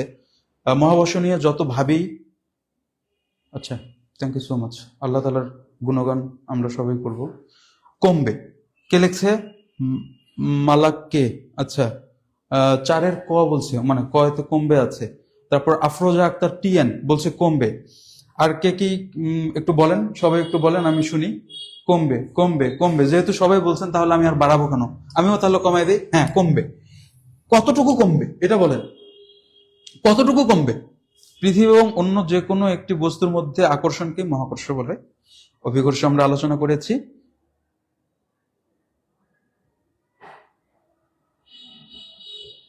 না, কমবে। আপনার কি গোলাম রব্বানী যা বলেছেন আপনি কি এখানে পড়তেছেন? এটা তো রিভিশনে হচ্ছে।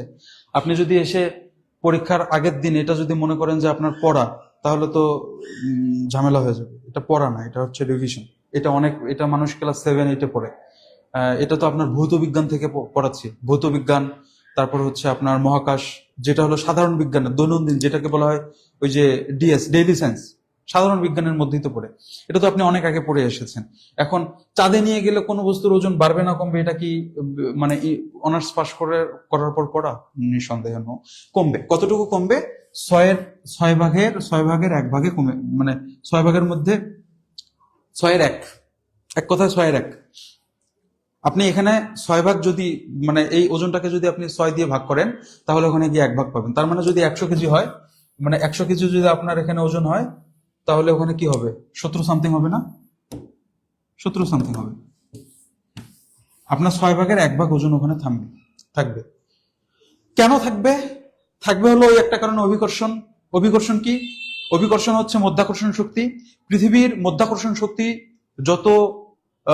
যতটুকু ভারী, যত চৌম্বকীয় শক্তিটা যত প্রগাঢ়, যত শক্তিশালী, চাঁদের চৌম্বকীয় শক্তি কিন্তু অত শক্তিশালী না। এখন এখান থেকে যদি আপনি মঙ্গল গ্রহে যান, তাহলে ওজনটা আরো বাড়বে। যদি সূর্যে যান, আপনি ওজনের ঠেলায় চিড়ে চ্যাপটাও হয়ে যেতে পারেন। আপনার এই বডি তখন নিতে পারবে না, তখন আপনার কংক্রিটের বডি হইতে হবে, আপনাকে হিরকের বডি, মানে হীরার তৈরি বডি হইতে হবে। রাইট? আমরা পরের স্লাইডে চলে যাব, আমরা আর বেশি টাইম নেব না, আপনাদেরকে ছেড়ে দেব। পৃথিবীর ঘূর্ণনের ফলে আমরা ছিটকিয়ে পড়ি না কেন? আমরা কিছুদিন আগে একটা অ্যাড দেখছিলাম না, যে তুই কি ঢাকা যাইতে চাস? তাহলে ঠিক আছে, বলের মধ্যে বস, একটা কি জানি এনার্জি ড্রিঙ্ক খায়, একটা লাথি মারে, এক লাথিতে ঢাকায় পাঠিয়ে দেয়। এরকম যদি সম্ভব তখনই হতো, যদি আমাদের মধ্যে এই যে পৃথিবীর ঘূর্ণনের ফলে আমরা ছিটকিয়ে পড়ি না কেন, যেটার কারণে পড়ি না, ওইটা যদি না থাকতো তাহলে আমরা লাথি কেন, আমরা নিজেরা লাভ দিলে চলে যেতাম। এখন বলেন, আমরা পৃথিবীর ঘূর্ণনের ফলে আমরা ছিটকিয়ে পড়ি না কেন? এখানে আছে মহাকর্ষ বলের জন্য, এখানে আছে মহাকর্ষ বলের জন্য, মধ্যাকর্ষণ বলের জন্য।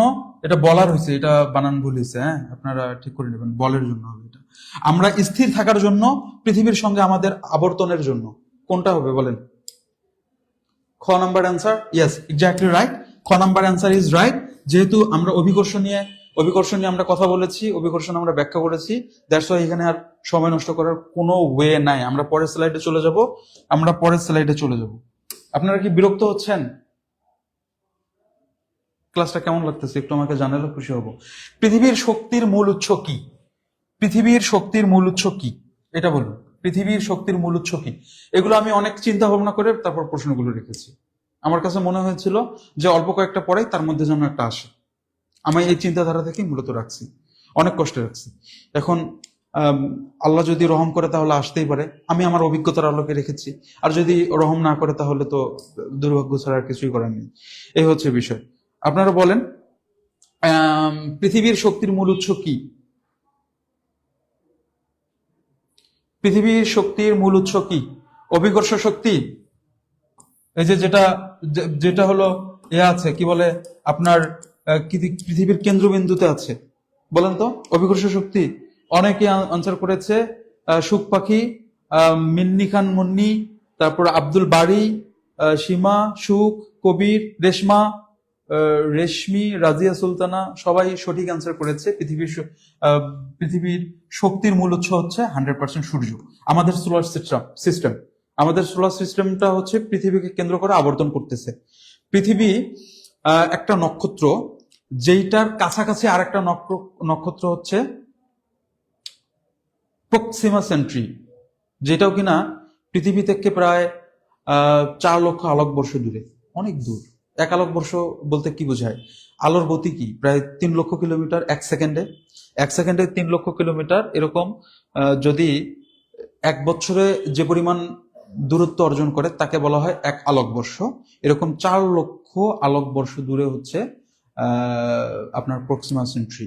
এখানে যদি পৌঁছতে চাই তাহলে আমার প্রজন্ম থেকে শুরু করে আমার 100 প্রজন্ম বুড়া হয়ে যাবে, তারপরে ওইখানে কাছাকাছি যেতে পারবে না, বিকজ অফ আমাদের এতগুলো হায়াত নেই। একমাত্র ইবলিসের হায়াত আছে কিয়ামত পর্যন্ত, যে মানুষকে ধোকায় এই যে পড়াশোনা থেকে বিচ্যুতি রাখে, করতে দেয় না ঠিক মতন। আর সবার আমাদের হায়াত লিমিটেশনস।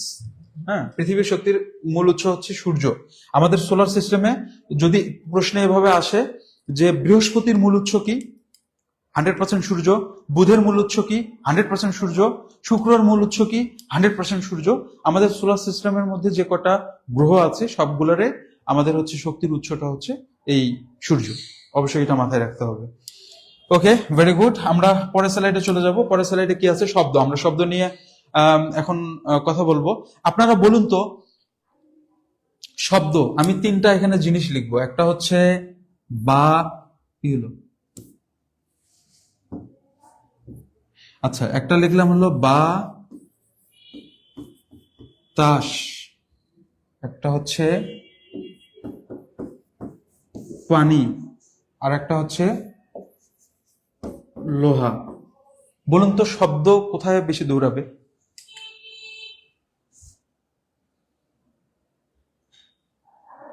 শব্দ কোন মাধ্যম দিয়ে সব থেকে বেশি আহ, জোরে দৌড়াবে? আমি বাংলা ভাষায় কথা বলতেছি, আমি বৈজ্ঞানিক ভাষায় কথা বলতেছি না। আপনারা বাংলায় মানে বাংলা ভাষায় কথা শুনলে হয়তো বা আরো বেশি ক্যাচ করতে পারবেন।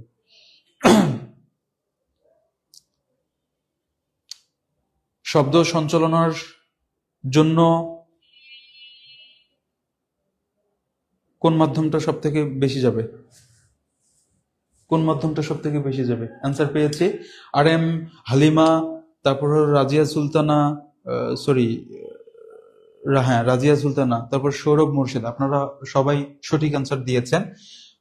সব থেকে বেশি দ্রুত গতি হচ্ছে লোহার মধ্যে, তারপরে হচ্ছে পানির মধ্যে, তারপরে হচ্ছে বাতাসের মধ্যে। সব থেকে দ্রুত গতিতে হচ্ছে লোহার মধ্যে। ওকে, ঠিক আছে, তার মানে আমরা পরের কোশ্চেনে দেখি একটু ভালোভাবে আনসার করতে পারবো। কোন মাধ্যমে শব্দের গতি সবচেয়ে বেশি? এখন বলুন, শূন্যতায়, লোহা, পানি, বাতাস, কোন মাধ্যমে সব থেকে বেশি? এখানে যে অপশনগুলো আছে, এইটা এইটা হচ্ছে আপনার বিসিএস এ আসছিল। তারপর আমার মনে হলো যে আমি রাখবো কি রাখবো না। প্রাইমারিতে বিসিএস থেকে, বিজ্ঞান থেকে অনেক কোশ্চেন রিপিট হয়ে থাকে, যার কারণে এই এই প্রশ্নটা আমি রাখছি। এখন এখানে বলুন, সব থেকে শব্দের গতি সবচেয়ে বেশি এখানে কোন মাধ্যমে? এখানে যে লোহায় আছে, ও আচ্ছা, আমি যা যা লিখেছি সবগুলো এখানে আছে, তাহলে তো হইলই। এখন আমি যদি আপনাকে বলি যে আমি চাঁদে যাব, চাঁদে গিয়ে আপনার সাথে একটু মিষ্টি মধুর গল্প করবো, আমরা এখানে কথাবার্তা বললে দেয়ালেরও কান আছে, দেয়াল শোনে, আমরা এখানে কথা বলবো না, আমরা চাঁদে গিয়ে কথা বলবো, তখন ঠিক কিভাবে কথা শোনা যাবে?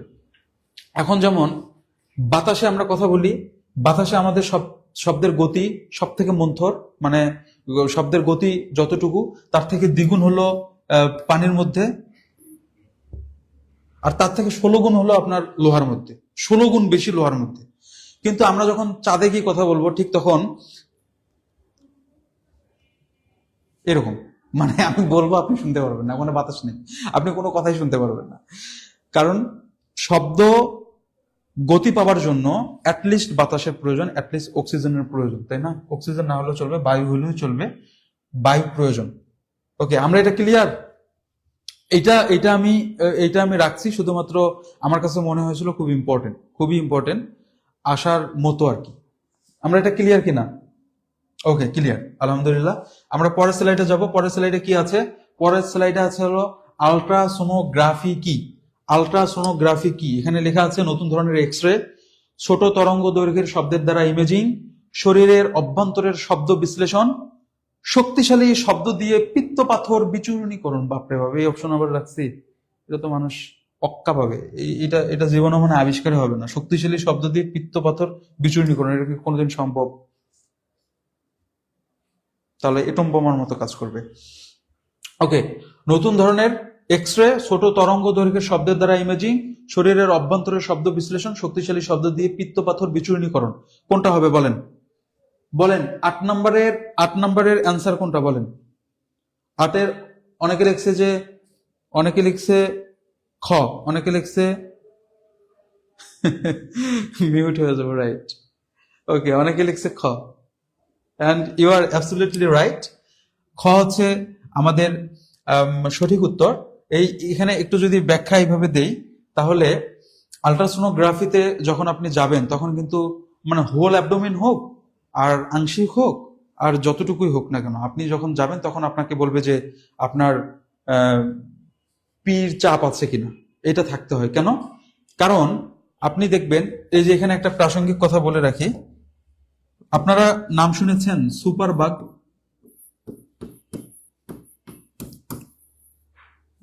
সুপারি না রে ভাইয়া, সুপার বাগ, সুপার বাগ, আপনারা নাম শুনছেন সুপার বাগ?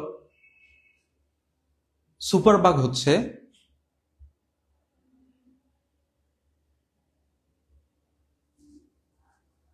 সুপারবাগ, সুপারবাগটা হচ্ছে সমুদ্রের তলদেশে তেল তেল মানে খনি থেকে তেল উত্তোলনের যে যন্ত্রটা। এখন এই যে তেলের খনিটা যে আবিষ্কার করা হয় সেটা কিসের মাধ্যমে আবিষ্কার করা হয়, এটাও কিন্তু ইম্পর্টেন্ট। সুপারবাগটা খুবই ইম্পর্টেন্ট, মাথায় আসছে আলহামদুলিল্লাহ।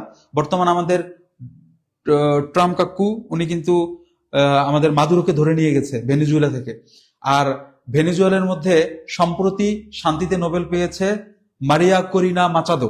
আপনারা খুব ভালো করে চেনেন মারিয়া করিনা মাচাদো শান্তিতে নোবেল পেয়েছিল।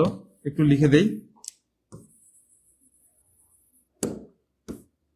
মারিয়া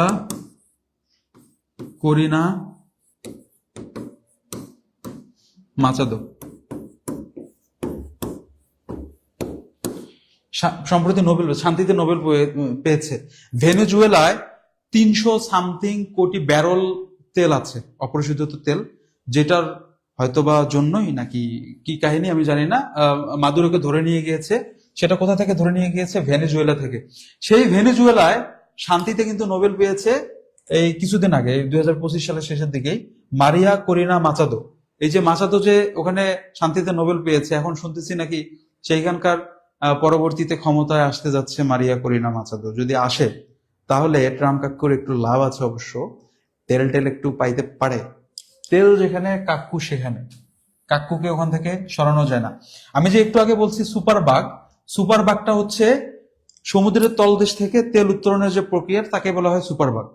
আর সমুদ্রের মধ্যে গভীরতা মাপা হয়, আমি এই কারণে বলছি যে সমুদ্রের গভীরতা মাপা হয় কিন্তু এই শব্দের মাধ্যমে, প্রতিধ্বনির মাধ্যমে। একটা শব্দ ধরুন এখানে ধুম করে একটা শব্দ করলো, সেই শব্দটা কতক্ষণ পর ফিরে আসবে সেই প্রতিধ্বনির মাধ্যমে কিন্তু আপনার সমুদ্রের গভীরতা মাপা হয়। তার মানে সমুদ্রের গভীরতা মাপার সমুদ্রের গভীরতা মাপা হয় কিসের মাধ্যমে? শব্দের মাধ্যমে। আর সুপারবাগটাও সেটার সাথে রিলেটেড।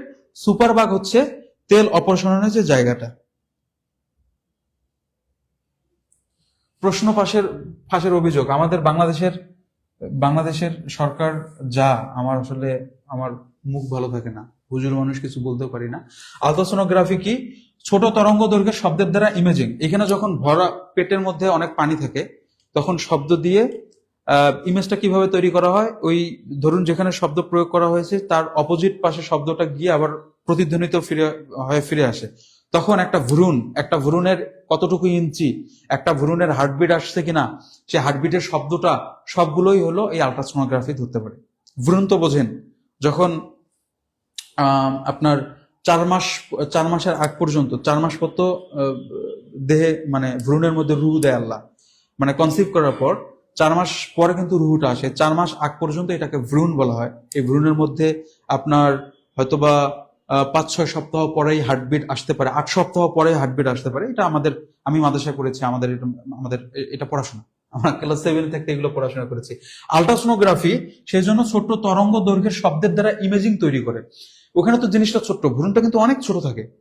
তো এই ভ্রূণটাকে ওই অনেক যেহেতু পানি থাকে, ওখানে শব্দ তরঙ্গের মাধ্যমে যখন ধ্বনি প্রতিধ্বনিত হয়ে আসে তখন ওখানে একটা ইমেজ তৈরি হয়। তখন বলা যায় যে এটা কত ইঞ্চির ভ্রূণ, সেখানে হার্টবিট আসছে কিনা। তারপর হচ্ছে অ্যাপ্রক্সিমেটলি একটা ডেট দিয়ে দিবে যে আপনার ডেলিভারি অমুক দিন হতে পারে, ডেলিভারি আগামী 25 দিন। So be careful. এখানে আমরা পরের প্রশ্নে চলে যাব। তার মানে আমরা পাইলাম হলো সমুদ্রের গভীরতা মাপার জন্য শব্দ তৈরি করা, মানে শব্দ ব্যবহার করা হয়। আর সুপারবাগ খুব ভালো করে মনে রাখবেন যে সমুদ্র পৃষ্ঠের তলদেশে যে আপনার তেলের খনি থাকে, সেখান থেকে তেল উত্তোলনের প্রক্রিয়াটাকে বলা হয় সুপারবাগ। আবারও বলছি সুপারবাগ এটা খুবই ইম্পর্টেন্ট। সুপারবাগ খুবই ইম্পর্টেন্ট, কারণ সমসাময়িক ঘটনা হচ্ছে তেল, সমসাময়িক ঘটনা কিন্তু উড়োজাহাজ, সমসাময়িক ঘটনা কিন্তু আপনার নোবেল। তো মারিয়া করিনো মাচাদো ও কিন্তু এসেছে, নামটা খুব চমৎকার। নাম যত চমৎকার হয় মনে রাখা তত সহজ হয়ে যায়। সো আপনি এটাকে মনে রাখবেন। তারপর হচ্ছে আধুনিক বিজ্ঞান, খুবই ইম্পর্টেন্ট। আধুনিক বিজ্ঞান থেকে আপনার প্রশ্ন থাকেই, মানে যদি 2 মার্ক কমন আসে তো আধুনিক বিজ্ঞান থেকে একটা প্রশ্ন থাকে। আমরা খুব দ্রুত এটা শেষ করব, অলরেডি 10:24 বাজে, আমরা খুব দ্রুত এটা শেষ করব। দেখি, জেমস ওয়েব টেলিস্কোপ কোন ধরনের রেডিয়েশন ব্যবহার করে? আমি একটু আগেই মনে হয় পড়িয়েছি জেমস ওয়েব টেলিস্কোপ, এবং এখানে যে অপশনগুলো আছে তার মধ্যে আসলে কোন ধরনের রেডিয়েশন ব্যবহার করে, এটা যে আমি রেডিয়েশনের কথাটাও বলেছি। তারপর হলো মোমবাতি দিয়ে একটু বলেছি, আপনারা একটু বলেন তো। কাটমার্ক না, আপনি শাইনি ইসলাম না, শাইনি ইসলাম বলছেন স্যার আমাদের যেহেতু কাটমার্ক, আমাদের কাটমার্ক যেহেতু বেশি, আমাদের কয়টি প্রশ্ন শিওর ভাবে দাগালে পাশ করার সম্ভাবনা আছে। আমি একটু আপনাকে বলি, what is cut mark, what is pass mark, what is negative mark. আপনার কাটমার্কটা হচ্ছে ধরুন আপনি কোথাও পরীক্ষা দিতে গিয়েছেন, ওখানে 100 জন পরীক্ষা দিয়েছে, মাত্র 2 জনকে নেবে, মাত্র 2 জনকে নেবে। আপনারা 100 জন পরীক্ষা দিতে গিয়েছেন, ওখানে 2 জনকে নেবে। তো একজন পাইছে হলো 91, আরেকজন পাইছে হলো, ধরো কি করতেছি, একজন পাইছে 90, আরেকজন পাইছে হলো 91। তাহলে এই 2 জনকে নিল, আর পরের জন পাইছে 89। তাহলে এই 2 জনকেই তো নিল, তাই না? তাহলে 90 হলো কাটমার্ক। সর্বনিম্ন যে মার্ক থেকে নিয়ে নেয় সেটাই হলো কাটমার্ক। আর এই 89 পেয়ে, 100-র মধ্যে 89 পেয়ে বেচারা ফেলটুস, ওকে নেবে না। এটা হলো cut mark. What is negative mark?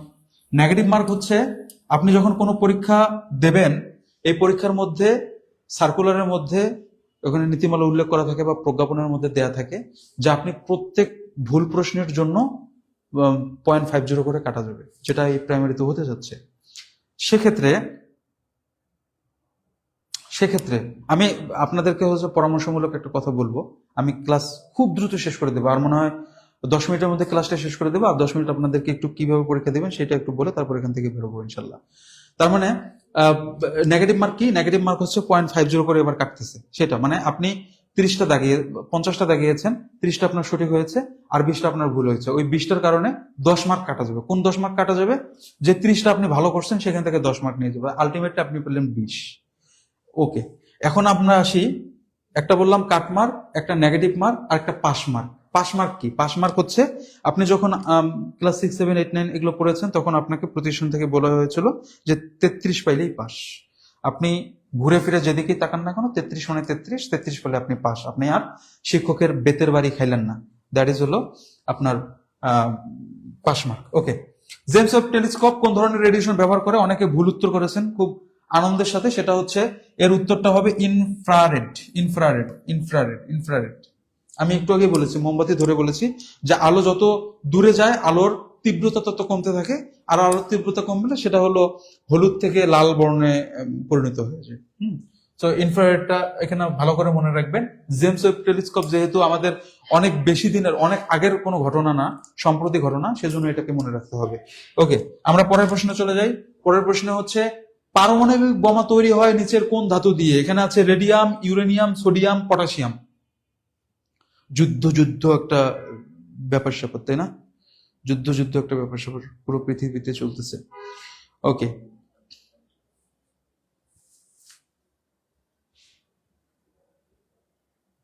মুখ খারাপ করা উজুভঙ্গের কারণ না। উজুভঙ্গের কারণ 7টি। এই 7টির বাইরে আপনি যা করেন আল্লাহ তাআলা মাফ করে দিবে। পারমাণবিক বোমা তৈরি হয় নিচের কোন ধাতু দিয়ে? রেডিয়াম, ইউরেনিয়াম, সোডিয়াম, আর হচ্ছে পটাশিয়াম। ইউরেনিয়াম। এটা আমার মনে হয় জানবে, অনেকেই জানবে। এখানে নতুন করে আর সময় নষ্ট আমরা না করি। ইউরেনিয়াম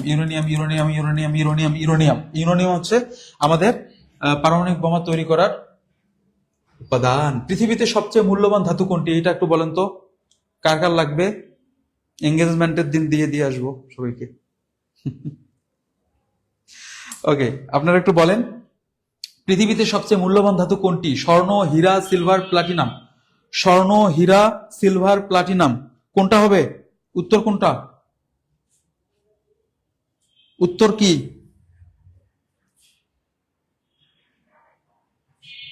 এগারো নাম্বার। পৃথিবীতে সবচেয়ে মূল্যবান ধাতু কোনটি? স্বর্ণ, হীরা, সিলভার, প্লাটিনাম। আমার ছোটবেলায় আম্মা যখন রান্না করতো না, তখন মাঝে মাঝে বলতো যে সিলভারের হাড়িটা কই? সিলভারের হাড়িতে নাকি অন্য রান্না করবে, পাতিলে। হাড়ি বলতে পাতিল, হাড়ি পাতিল, ওই তো আপনারা বোঝেন ওগুলো। সিলভারের পাতিলে রান্না করবে। আমি এই বড় হয়ে যখন বুঝলাম যে সিলভারের পাতিলে রান্না করে আমার মা, তার মানে আমরা কত বড় লোক আপনারা ভাবতে পারছেন? এখনো কিন্তু গ্রামের মধ্যে অনেকেই বলে সিলভারের পাতিল। এটা এটা কিন্তু সিলভার মানে কিন্তু রূপা। আপনারা কি রূপার পাতিলে রান্না করেন? আমাকে একটু বলেন। মূলত আমরা যে পাতিলে রান্না করি সেটা হচ্ছে aluminium, it's not silver. Silver হচ্ছে অনেক দামি একটা জিনিস, আমাদের ওই পারিভাষিক শব্দ হয়ে গেছে, বুঝছেন? চেয়ারটা যেমন বিদেশি শব্দ, আমাদের বাংলাদেশে এসে চেয়ার ব্যবহার করতে করতে এটা একটা বাংলা শব্দ মনে হয়। আমাদের মনে হয় না যে কেদারা মানে চেয়ার, আমাদের মনে হয় যে আমরা চেয়ার মানে চেয়ার। তো সিলভার মানে হচ্ছে রূপা, হীরা মানে তো এটা অনেকে চেনে, আমি এখন বলতেছি না। তা পৃথিবীতে সবচেয়ে মূল্যবান ধাতু কোনটি একটু বলেন, বলেন। স্বর্ণ হবে না, যদিও স্বর্ণের জন্য পৃথিবীতে যুদ্ধ লাগবে, এটা আমাদের ইসলামিক ভবিষ্যৎবাণী অনুযায়ী। হীরা হবে না, হীরা কিন্তু হীরা হীরা কিন্তু সব থেকে কঠিন পদার্থ, খনিজ পদার্থের মধ্যে সব থেকে কঠিন। হীরা দিয়ে কিন্তু এই গ্লাসগুলো কাটা হয়, মানে আপনি যে গ্লাসগুলো দেখেন না, হীরা হীরা দিয়ে কাটা হয়। প্লাটিনাম, অনেকেই সঠিক অ্যান্সার দিয়েছে, platinum is the right answer. Right answer is the platinum. Okay, আমরা নেক্সট প্রশ্নে চলে যাই। নেক্সট প্রশ্নের মধ্যে আছে পৃথিবীতে সবচেয়ে কঠিন খনিজ পদার্থ কোনটি? একটু আগেই বললাম, প্রশ্ন ফাঁস হয়ে গেছে, আপনারা সবাই পাবেন, এখানে আমি আর সময় নষ্ট করবো না। Which is Hirak.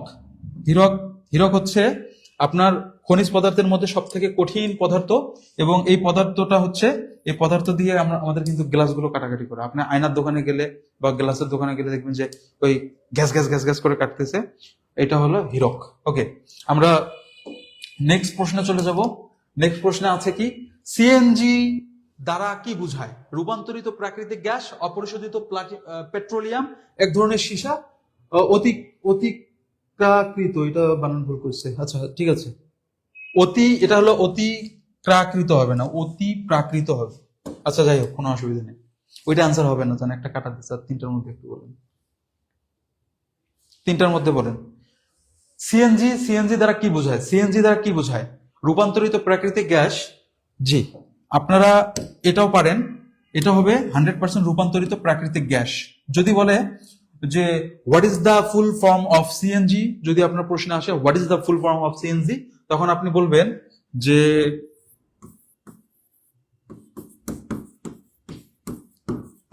কম্প্রেসড, এনতে হলো ন্যাচুরাল, মানে natural gas. Compressed natural gas, এটা গ্যাস, এটা কিন্তু আসতে পারে। জামাই প্লাটিনামের গহনা না দিলে বিয়া বাদ, রাইট। বিয়ে হবে না, আমরা বিয়ে করব না, চলেন আমরা আন্দোলন করব, বিয়ে করব না কেউ। আমি সভাপতি হব, ইয়ার কি বলে, এই এই হলো, এটা বেগানা বলে না, বেগানাই তো মনে হয়। ওকে, আমরা তাহলে কি জানলাম যে compressed natural gas which is CNG, which is full form of CNG. সিএনজির ফুল ফর্মটা হচ্ছে কম্প্রেসড ন্যাচারাল গ্যাস, যেটার বাংলাটা হচ্ছে রূপান্তরিত প্রাকৃতিক গ্যাস। এটা রূপান্তর করা হয়েছে, এটাকে হলো পরিশোধন করা হয়েছে আপনার হলো গাড়ি চালানোর জন্য। সম্প্রতি লালমনিরহাটের মনে হয় আমার একটা ঘটনা ঘটছিল যে এই সিএনজির মধ্যে যে গ্যাসটা দেয় না, মানুষ গ্যাসের সিলিন্ডার নিয়ে গেছে, গ্যাসের সিলিন্ডার নিয়ে গিয়ে ওই গ্যাস ভরায় নিয়ে আসছে। ওই গ্যাস বিক্রেতার গ্যাস খাওয়ানো উচিত। এটা যে কত দাহ্য পদার্থ, আপনি যদি বাসা বাড়িতে এগুলো ব্যবহার করেন, যদি ঠাস করে একবার আগুন লাগে যায়, এটা তো আমরা যেটা গ্যাস ব্যবহার করি বাসার মধ্যে, যে বোতলের মধ্যে যে গ্যাস ব্যবহার করি, এটাতে আগুন লাগলে তো একটু বাসার চান্স আছে, একটু দুধ দিলেও না হয় একটু পিছনটা পুড়ে গেল, সামনটা ভালো থাকলো, সামনটা দিয়ে তো ভালো থাকতে পারবো। কিন্তু ওইটা যদি একবার ফোটে তাহলে আপনার বিল্ডিং পর্যন্ত উড়াই নিয়ে চলে যাবে, একদম আসমানে চলে যাবে। অতএব ওইটা কখনোই আপনারা করবেন না। ওকে, আমরা পরের স্লাইডে চলে যাব। পরের স্লাইডে কি আছে? পরের স্লাইডে আছে হলো নিচের কোনটি ডিএনএ ভাইরাস ঘটিত? আপনারা এটা বলেন, খুবই ইম্পর্টেন্ট। আমি বলেছিলাম স্বাস্থ্য, আধুনিক বিজ্ঞান এবং মহাকাশ, আর হচ্ছে যে পরিমাপের যন্ত্র, এই বিষয়, এই চারটা বিষয় থেকে মোটামুটি একটু কমন পড়বে। আমি তিনটা বিষয় বলছিলাম, তো একটু তবা করে আরেকটা বিষয় যোগ করে নিলাম। আধুনিক বিজ্ঞানটা খুব ইম্পর্টেন্ট, আসতে পারে। আপনারা একটু বলেন 14 নম্বর, নিচের কোনটি ডিএনএ ভাইরাস ঘটিত? নিচের কোনটি ডিএনএ ভাইরাস ঘটিত? আপনারা একটু বলেন, উত্তর করেন একটু শুনি। নিচের কোনটি ডিএনএ ভাইরাস ঘটিত? এই জীবনে আর বিয়ে হবে না। ওকে, ঠিক আছে, আমি ওই কমেন্ট গুলো পড়তেছি না। হ্যাঁ, আমি বাসায় কি সব কমেন্ট গুলো আপনাদের দেখবো। নিচের কোনটি ডিএনএ ভাইরাস ঘটিত? ডেঙ্গু জ্বর, ইটস নট রাইট অ্যান্সার, এত ঝামেলা মনেই থাকে। ওকে, ডেঙ্গু জ্বর, এটা কি ধরবো, অ্যান্সার ধরবো এটা? 14 ঘ, পোলিও বলছে 14 ঘ, ডিএনএ ভাইরাস ঘটিত 14 ঘ। কে বলছে? তানজিলা আক্তার তানজিলা। তানজিলা আক্তার তানজিলার জন্য একটু হাততালি। 14 খ লিখছে একজন স্মল পক্স। কে লিখছে? সৌরভ মোর্শেদ, মুসাম্মদ সুলতানা। 4 খ না বোন, এটা হবে হলো 14 খ। আপনাকে একটু এক যোগ করে নিতে হবে, পরে না, এটা অবশ্যই আগে। তারপর হচ্ছে রেবেকা সুলতানা 14 খ, মিমি খাতুন মুন্নি 14 খ। অ্যান্ড আমিও আপনার সাথে সাথে বলি, স্মল পক্স, স্মল পক্স হচ্ছে ডিএনএ, স্মল পক্স হচ্ছে ডিএনএ ভাইরাস ঘটিত small pox. Chicken pox, small pox, সবগুলো পক্সই মোটামুটি ডিএনএ ভাইরাস ঘটিত। এখানে একটু বলে রাখি যেহেতু আছে, আপনার হচ্ছে কোভিড-19 এটা কিন্তু RNA, RNA not DNA. COVID-19 কিন্তু আরএনএ, কোভিড-19 এটা হচ্ছে আরএনএ, আর ডিএনএ ভাইরাস গঠিত হচ্ছে স্মল পক্স। আশা করি বুঝতে পেরেছেন। এখানে আর সময় নষ্ট না করি, একটু আপনারা যদি খাতা কলম না নিয়ে বসে থাকেন তাহলে একটু স্মার্ট পদ্ধতিতে আপনার স্ক্রিনশট নিয়ে নেবেন। ডেঙ্গু জ্বরের বাহক কোন মশা? ডেঙ্গু জ্বরের বাহক কোন মশা? খুবই ডেঙ্গু হচ্ছে, খুবই ডেঙ্গু হচ্ছে এখন। জ্বরের কয়টা ভেরিয়েন্ট আসছে, একটা ভাইরাল ফিভার, যেটার কারণে ধরুন কোনো কারণ ছাড়াই জ্বর আসছে। ওই যে মোখলেস ভাইয়ের হয়েছে, সকমল পাশ দিয়ে গেছে, সকমল আবার তার বাসায় গিয়ে বউয়ের সাথে একটু গল্প গুজব করছে, মোখলেস, সকমল, তার বউ, ট্রায়াঙ্গেল লাভ, মানে ভালোবাসার মধ্যে জ্বর জড়িত হয়ে গেছে, মানে জ্বরে। ওকে, এখন ডেঙ্গু জ্বরের বাহক কোন মশা? ডেঙ্গু জ্বরের বাহক হচ্ছে অ্যানোফিনিস দেয়া আছে। অ্যানোফিনিস, এই শব্দটাই তো ভুল। আজকে এতগুলো টাইপিং মিস্টেক করছি আমি। অ্যানোফিনিস হয় না বোন আমার, অ্যানোফিলিস হয়, অ্যানোফিলিস। ওকে, ঠিক আছে। ডেঙ্গু জ্বরের বাহক কোন মশা? ডেঙ্গু জ্বরের বাহক হচ্ছে এডিস মশা। এডিস মশা। আমার পিছনেও চোখ আছে, আমি জানি অনেকেই সঠিক আনসার করছে। COVID-19 RNA, definitely RNA. COVID-19 হচ্ছে আরএনএ। আর সবাই এখানে মোটামুটি সঠিক আনসার করেছে, থ্যাংক ইউ সো মাচ। আমরা পরের প্রশ্নে চলে যাব। এগুলো কিন্তু ইম্পর্টেন্ট, আপনি ভুল বুঝেন না, এটা কিন্তু জানাতেন জিনিস না, ইম্পর্টেন্ট। আপনি কোনো না কোনো চাকরিতে প্রশ্নগুলো পাবেন, কোনো না কোনো প্রশ্ন পাবেন। তখন আমার নাম একটু হাত তুলে মোনাজাত করিয়ে, হে রব্বিল আলামিন, আপনি বিদু আনসারের মঙ্গল করুন। বছরের কোন তারিখে পৃথিবীর সর্বত্র দিন রাত্রি সমান? এটা একটা খুব ইম্পর্টেন্ট প্রশ্ন, এটাতে আমি একটু টাইম নেব। টাইমটা হচ্ছে 1 থেকে 1.5 মিনিট। আপনি এটা অ্যান্সার করবেন, অ্যান্সার না করলে আপনাদের খাওয়া দাওয়া, ঘুম টুম সব বন্ধ। যেহেতু আমিও যাইতে পারতেছি না, আপনারাও বন্ধ। আপনি একটু অ্যান্সার করবেন, বছরের কোন তারিখে পৃথিবীর সর্বত্র দিন রাত্রি সমান? বছরের কোন সময়ে, বছরের কোন তারিখে পৃথিবীর সর্বত্র দিন রাত্রি সমান? একটু অ্যান্সার করবেন প্লিজ, একটু অ্যান্সার করবেন, কারণ আপনাদের কমেন্টগুলো আসতে মোটামুটি 10 সেকেন্ডের মতো টাইম লাগতেছে, আমি জানি। আপনারা একটু অ্যান্সার করবেন।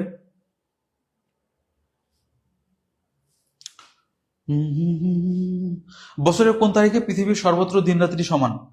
which is most important questions for jobs, admission test, এই দুইটাতে বেশি আসে, আর কোথায় আসবে? আর কোথাও আসার মতো নাই।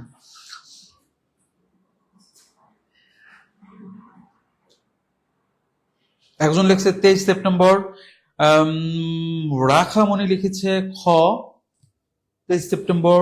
তারপর হচ্ছে সৌরভ মোর্শেদ, শাওন লিখছে 23 সেপ্টেম্বর। তারপর হচ্ছে রুমি আজাদ লিখেছে ঘ 21 মার্চ। ওকে, তারপর হচ্ছে ফারিহা সেতু সেতু সেতু বিড়ি, আমার বিশেষ দিন 23 সেপ্টেম্বর। মিন্নি খাতুন মুন্নি, বিয়ে শাদী হয়েছে মনে হয়, বুঝছি। আচ্ছা, 23 সেপ্টেম্বর, ঠিক আছে ঠিক আছে ঠিক আছে, নট গুড। বছরের কোন তারিখে পৃথিবীর সর্বত্র দিন রাত্রি সমান? আমি একটু টাইম নিচ্ছি, টাইম নেওয়ার পিছনের অনেক লজিক আছে। লিখুন, আমি একটু কমেন্ট আপনাদের দেখি।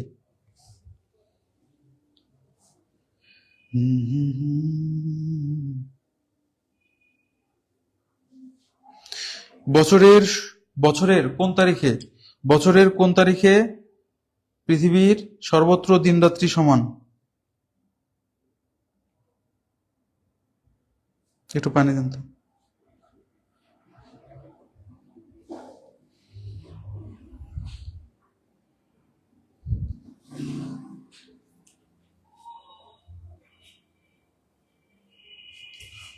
তেইশ সেপ্টেম্বর, আলহামদুলিল্লাহ সবাই ভুল অ্যান্সার দিয়েছেন। আমি সেই জন্য কনফিউশন প্রশ্নটা রেখেছি এই কারণে যে যখন একটা প্রশ্ন আসবে প্রশ্নটা আগে পড়বেন। প্রশ্ন অবশ্য পড়ছেন, পড়েই ভুল অ্যান্সার করছেন, এখানে সবাই ফেল। বছরের কোন তারিখে পৃথিবীর সর্বত্র দিন রাত্রি সমান? এটা তো দুইটা দিন হয়, একটা দিন কেমন করে হবে? 23 সেপ্টেম্বর। তো 21 মার্চ কি হচ্ছে? হারাই গেছে কেন? 21 মার্চ কি হবে? একটু দাগাই বলেন, আরো ভুল হবে? 21 মার্চ এবং 23 সেপ্টেম্বর, বোথ আর রাইট, বোথ আর রাইট। আপনি এখানে একটাকে ছেড়ে একটাকে যেতে পারবেন না। তারা জনম ধরে একে অপরের সাথে পরিচিত এবং তারা জনম ধরে একে অপরের সাথে ভালোবাসায় লিপ্ত।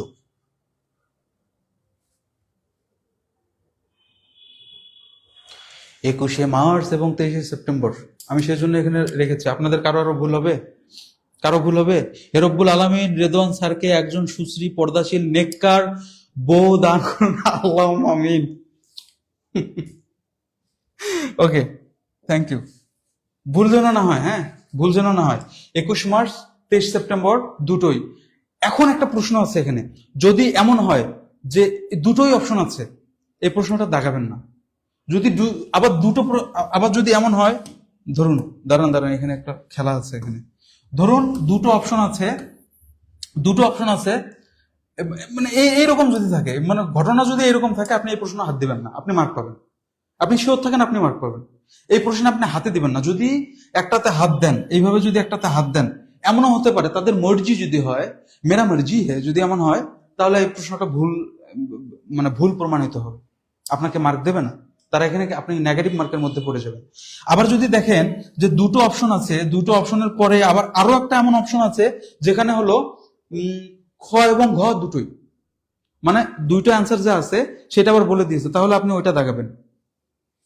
আপনি কখনোই একটা ছেড়ে একটা দেবেন না। যদি এমন হয় যে দুটো আছে, মানে দুটো আছে, অন্য অন্য দুটো অপশনও, মানে যদি সেম এরকম থাকে, বা এখানে 21 মার্চ আছে 23 সেপ্টেম্বর আছে, এই দুটো ঠিক রাখছে, রাখার পরে এইখানে দুইটা অন্য অন্য কোনো তারিখ দিয়েছে, আপনি ওই প্রশ্ন হাতে দিবেন না।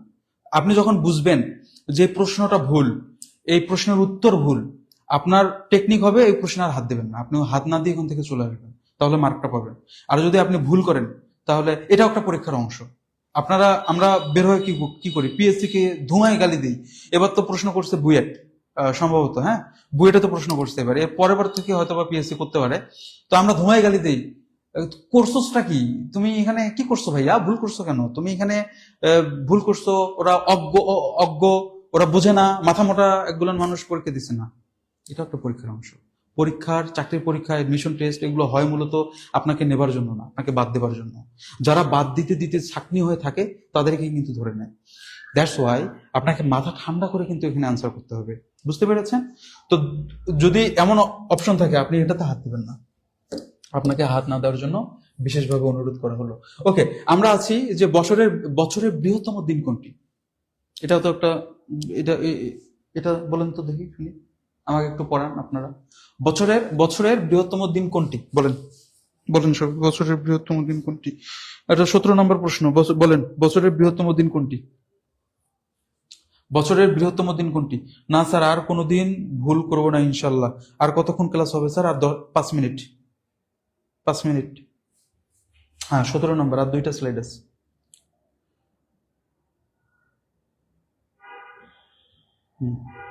সাজানো হয়েছে, আমি ইচ্ছা করে রাখছি ভাইয়া। 23 সেপ্টেম্বর 21 মার্চ, এই দুইটা আমি ইচ্ছা করে এরকম করে রাখছি, দেখি আপনারা একটা ছেড়ে একটা বলেন কিনা। হ্যাঁ, তাই আপনারা করছেন। বলতেন যে স্যার ভুল করছেন, এটা বলতেন, তাহলে না বলতাম যে ঠিক আছে। আপনারা তো বলেননি, এখন আমি ব্যাখ্যা করছি, তো এখন আমার ভুল ধরছেন না। ওকে, 17 খ 21 জন রাইট, কোনো ব্যাখ্যা হবে না। আমরা চলে যাবো পরের স্লাইডে। ওকে, গ্রিনিস-মান মন্দির কোথায় অবস্থিত? গ্রিনিস-মান মন্দির একটা মন্দির। ধরুন পৃথিবীর টাইমটা আমরা কাউন্ট করব। আমরা এই যে চব্বিশ ঘন্টা যে আমরা কাউন্ট করি, এখন বাজে হলো 12টা, এখন বাজে 1টা, এখন বাজে 2টা, আমরা তো এই টাইমটা কাউন্ট করি, কোথাও না কোথাও থেকে এই টাইমটা শুরু হবে। সেটা হচ্ছে গ্রিনিচ মান মন্দির, যেটা কোথায় অবস্থিত এখন বলে দিতাম। কোথায় অবস্থিত বলেন তো? খুব দ্রুত, খুব দ্রুত একটু বলে দেন। আপনাদের কমেন্ট গুলো না একটু দেরিতে আসে।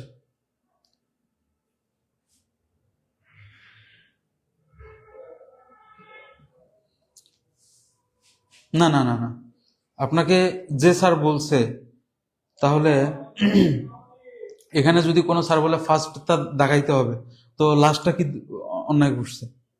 আপনি বরং ওইখানে যদি হাত না দেন আপনি মার্ক পাবেন, এটা শিওর। ফার্স্টটা, প্রথমটা দাগাইলেন আপনি। এখন আমি বললাম না মার্জি, মার্জি, এটা মার্জি। যখন আপনার এমসিকিউটা কাটে, এমসিকিউটা তো একটা মেশিন কাটে, এই এমসিকিউ কিন্তু কোনো ব্যক্তি কাটে না।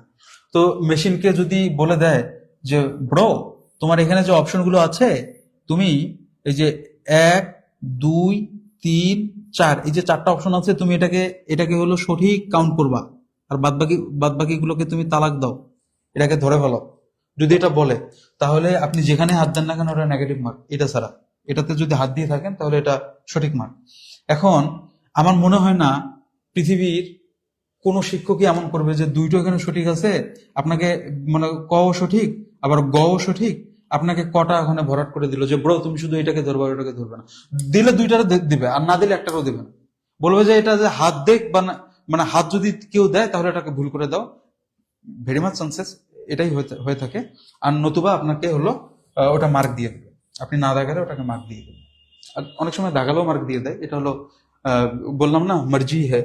আপনাকে পরীক্ষার এটা একটা অংশ, বুঝতে পেরেছেন? 18 নম্বর। তারপর আমরা আসি 19 নম্বর, জিএমটি মানে কি? জিএমটি, এখানে কোনো কথা বলে আপনারা বুঝতে পারবেন, আমরা একটু উত্তর দেন। জিএমটি মানে কি? জিএমটি মানে কি? জিএমটি মানে কি? 19 নম্বর। এরপরে আর নাই। এরপরে আমি ধন্যবাদ দিয়ে আমি আমার রাস্তা মাপবো, আপনি আপনার রাস্তা মাপবেন। কিছু কথা বলে যাবো ইনশাল্লাহ। একটু বলেন 19 নম্বরটা কি হবে? জিএমটি মানে কি? Global mean time, global main time, একটা হচ্ছে মিন টাইম। এই টাইমের টিটাকে বড় ক্যাপিটাল লেটারে দেওয়া লাগতো। তড়িঘড়ি করে কাজ করলে যা হয়, বুঝছেন? এই টাইমটাকে এইভাবে লেখা লাগতো এখানে, এই সবগুলো টাইমে বড় হতে হতো। আচ্ছা সমস্যা নেই, আপনি বলেন, এগিয়ে যান। 18 খ এগিয়ে গিয়েছি। 19-এর ঘ মানে 4 নাম্বার, মাল্লাক কি? 18 নম্বর উত্তর দেওয়া হয়নি। 18 নম্বর উত্তর দেয়নি মানে যুক্তরাজ্য, রাইট। যুক্তরাজ্য, যুক্তরাজ্য, ব্রিটেন। ব্রিটিশদের মাথায় বেশি বুদ্ধি না, এটা মনে রাখলেই তো হয়ে যায়। বোঝেন না কেন? ব্রিটিশ তো ব্রিটিশ। আমাদের এলাকার মধ্যে ছোট বাচ্চা কাচ্চা দেখবেন যে যার বেশি বুদ্ধি, তুই তো একটু ব্রিটিশ। ব্রিটিশ মানে একটু একটু কূটনৈতিক বুদ্ধি, একটু চোখলামি বুদ্ধি, একটু ঝগড়া লাগা বুদ্ধি, একটু মারামারি বুদ্ধি, একটু হানাহানি কাটাকাটি ওর মাথায় থাকবেই। দুনিয়ার কারো মাথায় না থাকলে ওর মাথায় থাকবে। সেই জন্য যুক্তরাজ্য। ক্রিটিক্যাল ক্রিটিক্যাল স্পেলিং গুলো আপনি চেক বানানোর সময় দেখবেন যে আমেরিকান বানান এক ধরনের, ওদের বানান এক ধরনের। স্পেলিং এর ক্ষেত্রেও মানে স্পিকিং এর ক্ষেত্রেও তাই। আমরা বলি কি, আমি তাকে জিজ্ঞেস করব, আই উইল আস্ক হিম। আমি তাকে জিজ্ঞেস করব। যখন আপনি আমেরিকায় যাবেন তখন বলবে আই উইল আস্ক হিম, এটা বলবে। কিন্তু ব্রিটিশদের ওখানে যান, আপনার আল আস্ক হিম, কিছুদিন পর মনে হয় আরো 50 বছর পর বলবে মানে আমি তাকে জিজ্ঞেস করি। রাজিয়া সুলতানা, জানি না। জিএমটি মানে হচ্ছে গ্রিনউইচ মিন টাইম। এইভাবে লিখবেন আপনারা, এটা মাথায় রাখবেন। এটাকে মেইন হবে না, আপনি এই জিনিসটাকে মাথায় রাখবেন। এটা মেইন হবে না। এখানে খেলাটা হলো এই জায়গায়, আপনাকে মেইন বলে দিবে। এই মেইনটা হবে না, মেইন ইটস খাটা। আপনাকে লিখতে হবে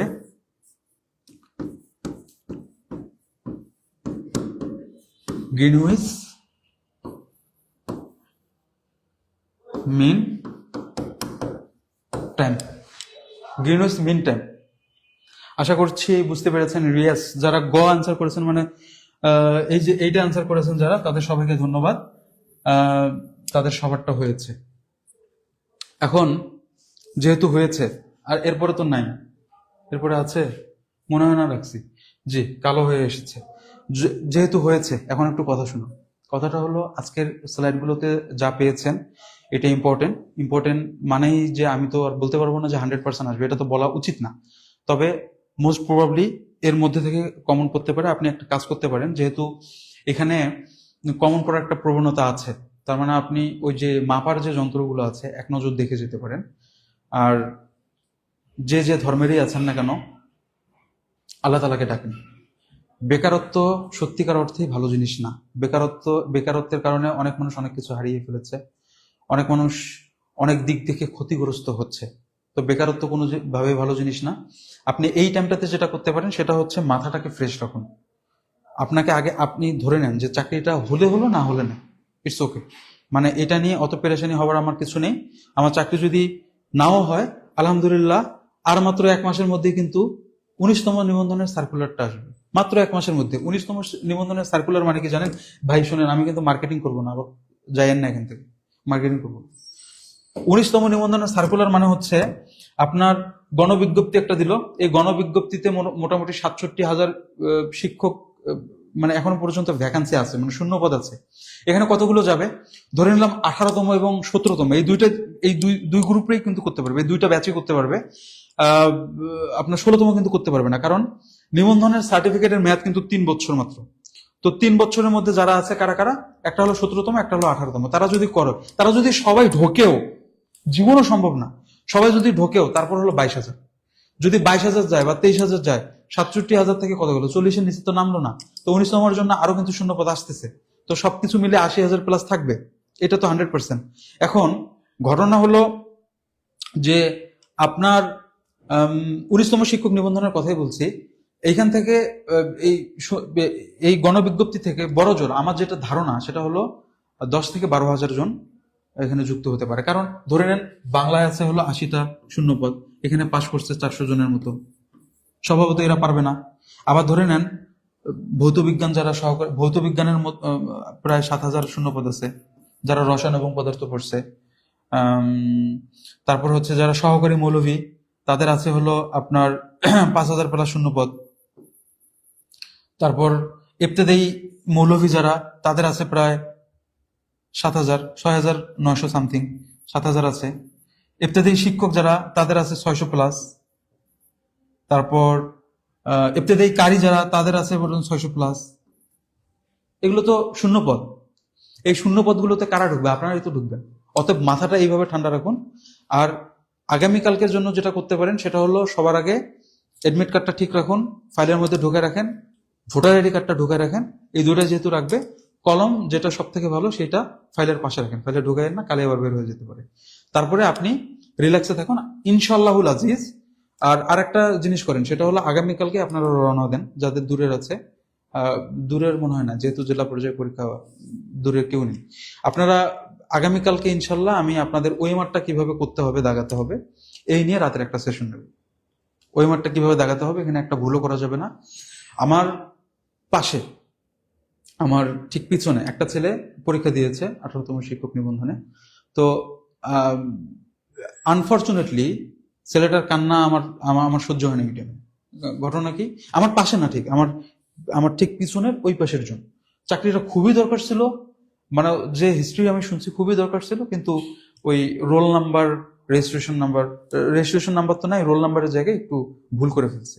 একটা ভুল এখানে আপনাকে খাতার জীবনও চেঞ্জ করে দেবে না, খুব যদি দয়ালু না হয়। ওনাদের কিন্তু স্ট্রিক্ট থাকে, ওনাদেরকে কিন্তু কঠোরভাবে এগুলো নির্দেশনা দেওয়া থাকে যে কেউ খাতা ভুল যদি করে তাকে আপনারা চেঞ্জ করে দেবেন না।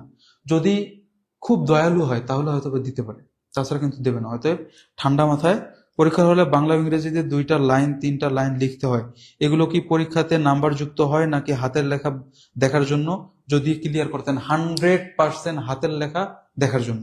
আপনি যখন ভাইভা বোর্ডে যাবেন তখন আপনি ভাইভা দিচ্ছেন কিনা এইটা যাচাই করার জন্য, বা আপনি পরীক্ষা দিয়েছিলেন কিনা। এখন তো প্রক্সি পরীক্ষা দেয়। ওই যে গত কয়েকদিন আগে গুচ্ছের পরীক্ষা দিতে গিয়ে ঢাকা ইউনিভার্সিটির একজন ধরা গেল না, ওই এগুলো আটকানোর জন্যই মূলত দেয়।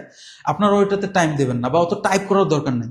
মানে টাইপ করে একেবারে এই ইয়া করে লিখবেন এমন না। আপনি যদি এমনও করেন, যদি ধরুন আমার নামটা হচ্ছে রিদওয়ানুল করিম,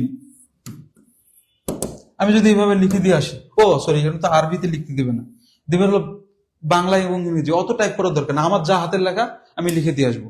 এটা শুধুমাত্র ভাইবা বোর্ডের দিন আমাকে আবারও লিখতে বলবে, আপনি অমুক লাইনটা লিখেন তো। তারপর আপনি যখন লিখবেন তখন এরকম করে একবার তাকাবে আর ডান চোখ দিয়ে একবার তাকাবে যে ঠিক আছে কিনা। যদি রাইট থাকে তো রাইট, আর যদি না থাকে তাহলে গ্যাস গ্যাস। সহকারী মৌলবীর জন্য কি কি বই পড়তে হয়? সহকারী মৌলবীর জন্য 5টা সাবজেক্ট আছে আপনার। আছে হচ্ছে আর কোরআন, হাদিস, আরবি সাহিত্য থেকে আসবে, আর হচ্ছে ফিকা থেকে আসবে, আরবি দ্বিতীয় পত্র থেকে আসবে, আর আরবি সাহিত্য তো বললামই। আরবি সাহিত্যের মধ্যে খুতবাতুর রাসূলুল্লাহ সাল্লাল্লাহু আলাইহি সাল্লাম, তারপর হচ্ছে আপনার 7জন যে ইয়ে আছে সাবা মুআল্লাকা, এটার হিস্ট্রি আসতে পারে। তারপর হচ্ছে ভুলে গেলাম নাকি, আচ্ছা হ্যাঁ ভুলে গেছি। আর হাদিস থেকে আসবে, কোরআন থেকে আসবে, এরকম করে আসবে আপনার 5টা। হাতের লেখা ম্যাচ করার জন্য ওএমআর মেশিন বৃত্ত ছাড়া বুঝে না, বুঝিনি। হাতের লেখা ম্যাচ করার জন্য ওএমআর এর সাথে কানেক্টেড না, এই হাতের লেখাটা ওইভাবে থেকে যাবে, ওএমআর এর যে অংশটুকু আছে ওএমআর মেশিন সেটাই ধরবে। বুঝতে পেরেছেন? আর কার কোনো প্রশ্ন আছে? খুব ছোট করে, আমি আপনাদেরকে 2 মিনিট টাইম দিলাম, খুব ছোট করে প্রশ্ন করবেন, ছোট করে উত্তর দেবো, ছোট করে বের হয়ে চলে যাবো। চিন্তা লাগছে? আমাদের সবার জন্য দোয়া করবেন স্যার, ফি আমানিল্লাহ, মন থেকে অনেক বেশি দোয়া। আমি সত্যিকার অর্থেই নামাজে বসে দোয়া করি যে আল্লাহ বেকার ভাই বোনদেরকে তুমি, যাদের চেষ্টা আছে, আপনি চেষ্টা না করে কিন্তু পার পাবেন না। এখন বেকার তো আছে 28 লক্ষ, শূন্য বদল 30,000, বলেন এখানে হয়? কিন্তু আমি এইটা মন থেকে চাই যে টিউটোরিয়ানে যারা ক্লাস দেখে, টিউটোরিয়ানে যারা ক্লাস করে, অ্যাটলিস্ট আল্লাহ তাদের সবার চাকরির ব্যবস্থা করে দেখ। মন থেকে দোয়া করি, অন্তরে অন্তঃস্থল থেকে দোয়া করি। ইবতেদায়ী কারির ক্লাস হবে, ডেফিনেটলি হবে। সহকারী মৌলভী হবে, ইবতেদায়ী হবে। আমি নিজেও কিছু ক্লাস নেব। আমি কমপ্লিটলি একজন আরবি ব্যাকগ্রাউন্ডের মানুষ। আমাকে আপনি মৌলানা বলবেন, মুহাদ্দিস বলবেন, both are রাইট। দুইটা অ্যান্সারই, দুইটা অপশনই ঠিক। স্যার নিবন্ধনে কাটমার্ক কত? নিবন্ধনে কাটমার্ক অ্যাপ্রক্সিমেটলি, এটা আনুমানিক বলা লাগবে, 80তে হলো পাস মার্ক, মানে দুইটা সাবজেক্ট মিলে, সাবজেক্টিভ এবং আপনার হচ্ছে এটার নাম কি, জেনারেল, বাংলা ইংরেজি গণিত এবং সাধারণ জ্ঞান, এখানে 100, সাবজেক্টিভ 100, দুটো মিলে আপনি যদি 80 পান, এটা হলো পাস মার্ক। জেনারেলের 40%, সবগুলো 40%, ওখানে সবগুলোই 40%, আপনি 40%-এ পাস করবেন। আর বাদ বাকি শূন্য পদের উপর ডিপেন্ড করে হলো আপনার ইয়া হবে, কি বলে, চাকরিটা নিশ্চিত হবে। সহকারী মৌলবীর জন্য কি সাবজেক্টে ভর্তি হতে হবে? জি হতে হবে, এটা একটা আলাদা কোর্স, আপনাকে আলাদাভাবে ভর্তি হতে হবে। সাবজেক্টিভে যারা ভর্তি হতে চান তারা অবশ্যই আলাদা করে ভর্তি হবেন ইনশাল্লাহ। এখানে সাবজেক্টিভে একটা প্রপার গাইডলাইন আপনি পাবেন। সর্বোচ্চ সংখ্যক এমসিকিউ কিভাবে কমন ফেলাতে হয় সেটা আমরা গবেষণা করে ইনশাল্লাহ ক্লাস নেব। স্যার আমাদের সবার জন্য দোয়া করবেন যাতে টিউটোরিয়ালের স্যারদের উছিলায়, আপনাদের দোয়ার উছিলায় আমাদের সবার জন্য চাকরি হয়, সবার জন্য একটা হালাল রিজিকের ব্যবস্থা হয়। সকাল 11টায় ইনশাল্লাহ আপনাদের ক্লাস আছে। অবশ্যই পরীক্ষার আগে আগামীকালকে সকালের ক্লাসটা দেখবেন, আর আমি সন্ধ্যায় চেষ্টা করবো ওএমআরটা কিভাবে পূরণ করতে হয় এটা একটু দেখা দিতে। অবশ্যই সকালের ক্লাসে জয়েন করবেন, কারণ তথ্য ও প্রযুক্তি, বিজ্ঞান তথ্য প্রযুক্তি এটা কিন্তু অঙ্গাঙ্গি ভাবে জড়িত। হ্যাঁ, তো এখানে 4 মার্ক কমন আসলে বিজ্ঞান থেকে যদি 2 আসে, তথ্য প্রযুক্তি থেকে 2 আসবে। কালকে যেহেতু আউটপুট ইনপুটের সম্ভবত ক্লাস হবে, আউটপুট ইনপুটের যদি ক্লাস হয় 100% আপনি ওখান থেকে কমন পাওয়ার একেবারে নিশ্চয়তা আমি দিয়ে দিচ্ছি, যদি আল্লাহ ওই লাইনগুলো থেকে, স্যার যা পড়াবেন ওই লাইন থেকে যদি দেয়, আশা করি আসবে। সবার সুস্বাস্থ্য কামনা করছি, সবাই ভালো থাকবেন, সুস্থ থাকবেন। আজকের মতো এখানেই বিদায় নিচ্ছি। আল্লাহ হাফিজ, আসসালামু আলাইকুম।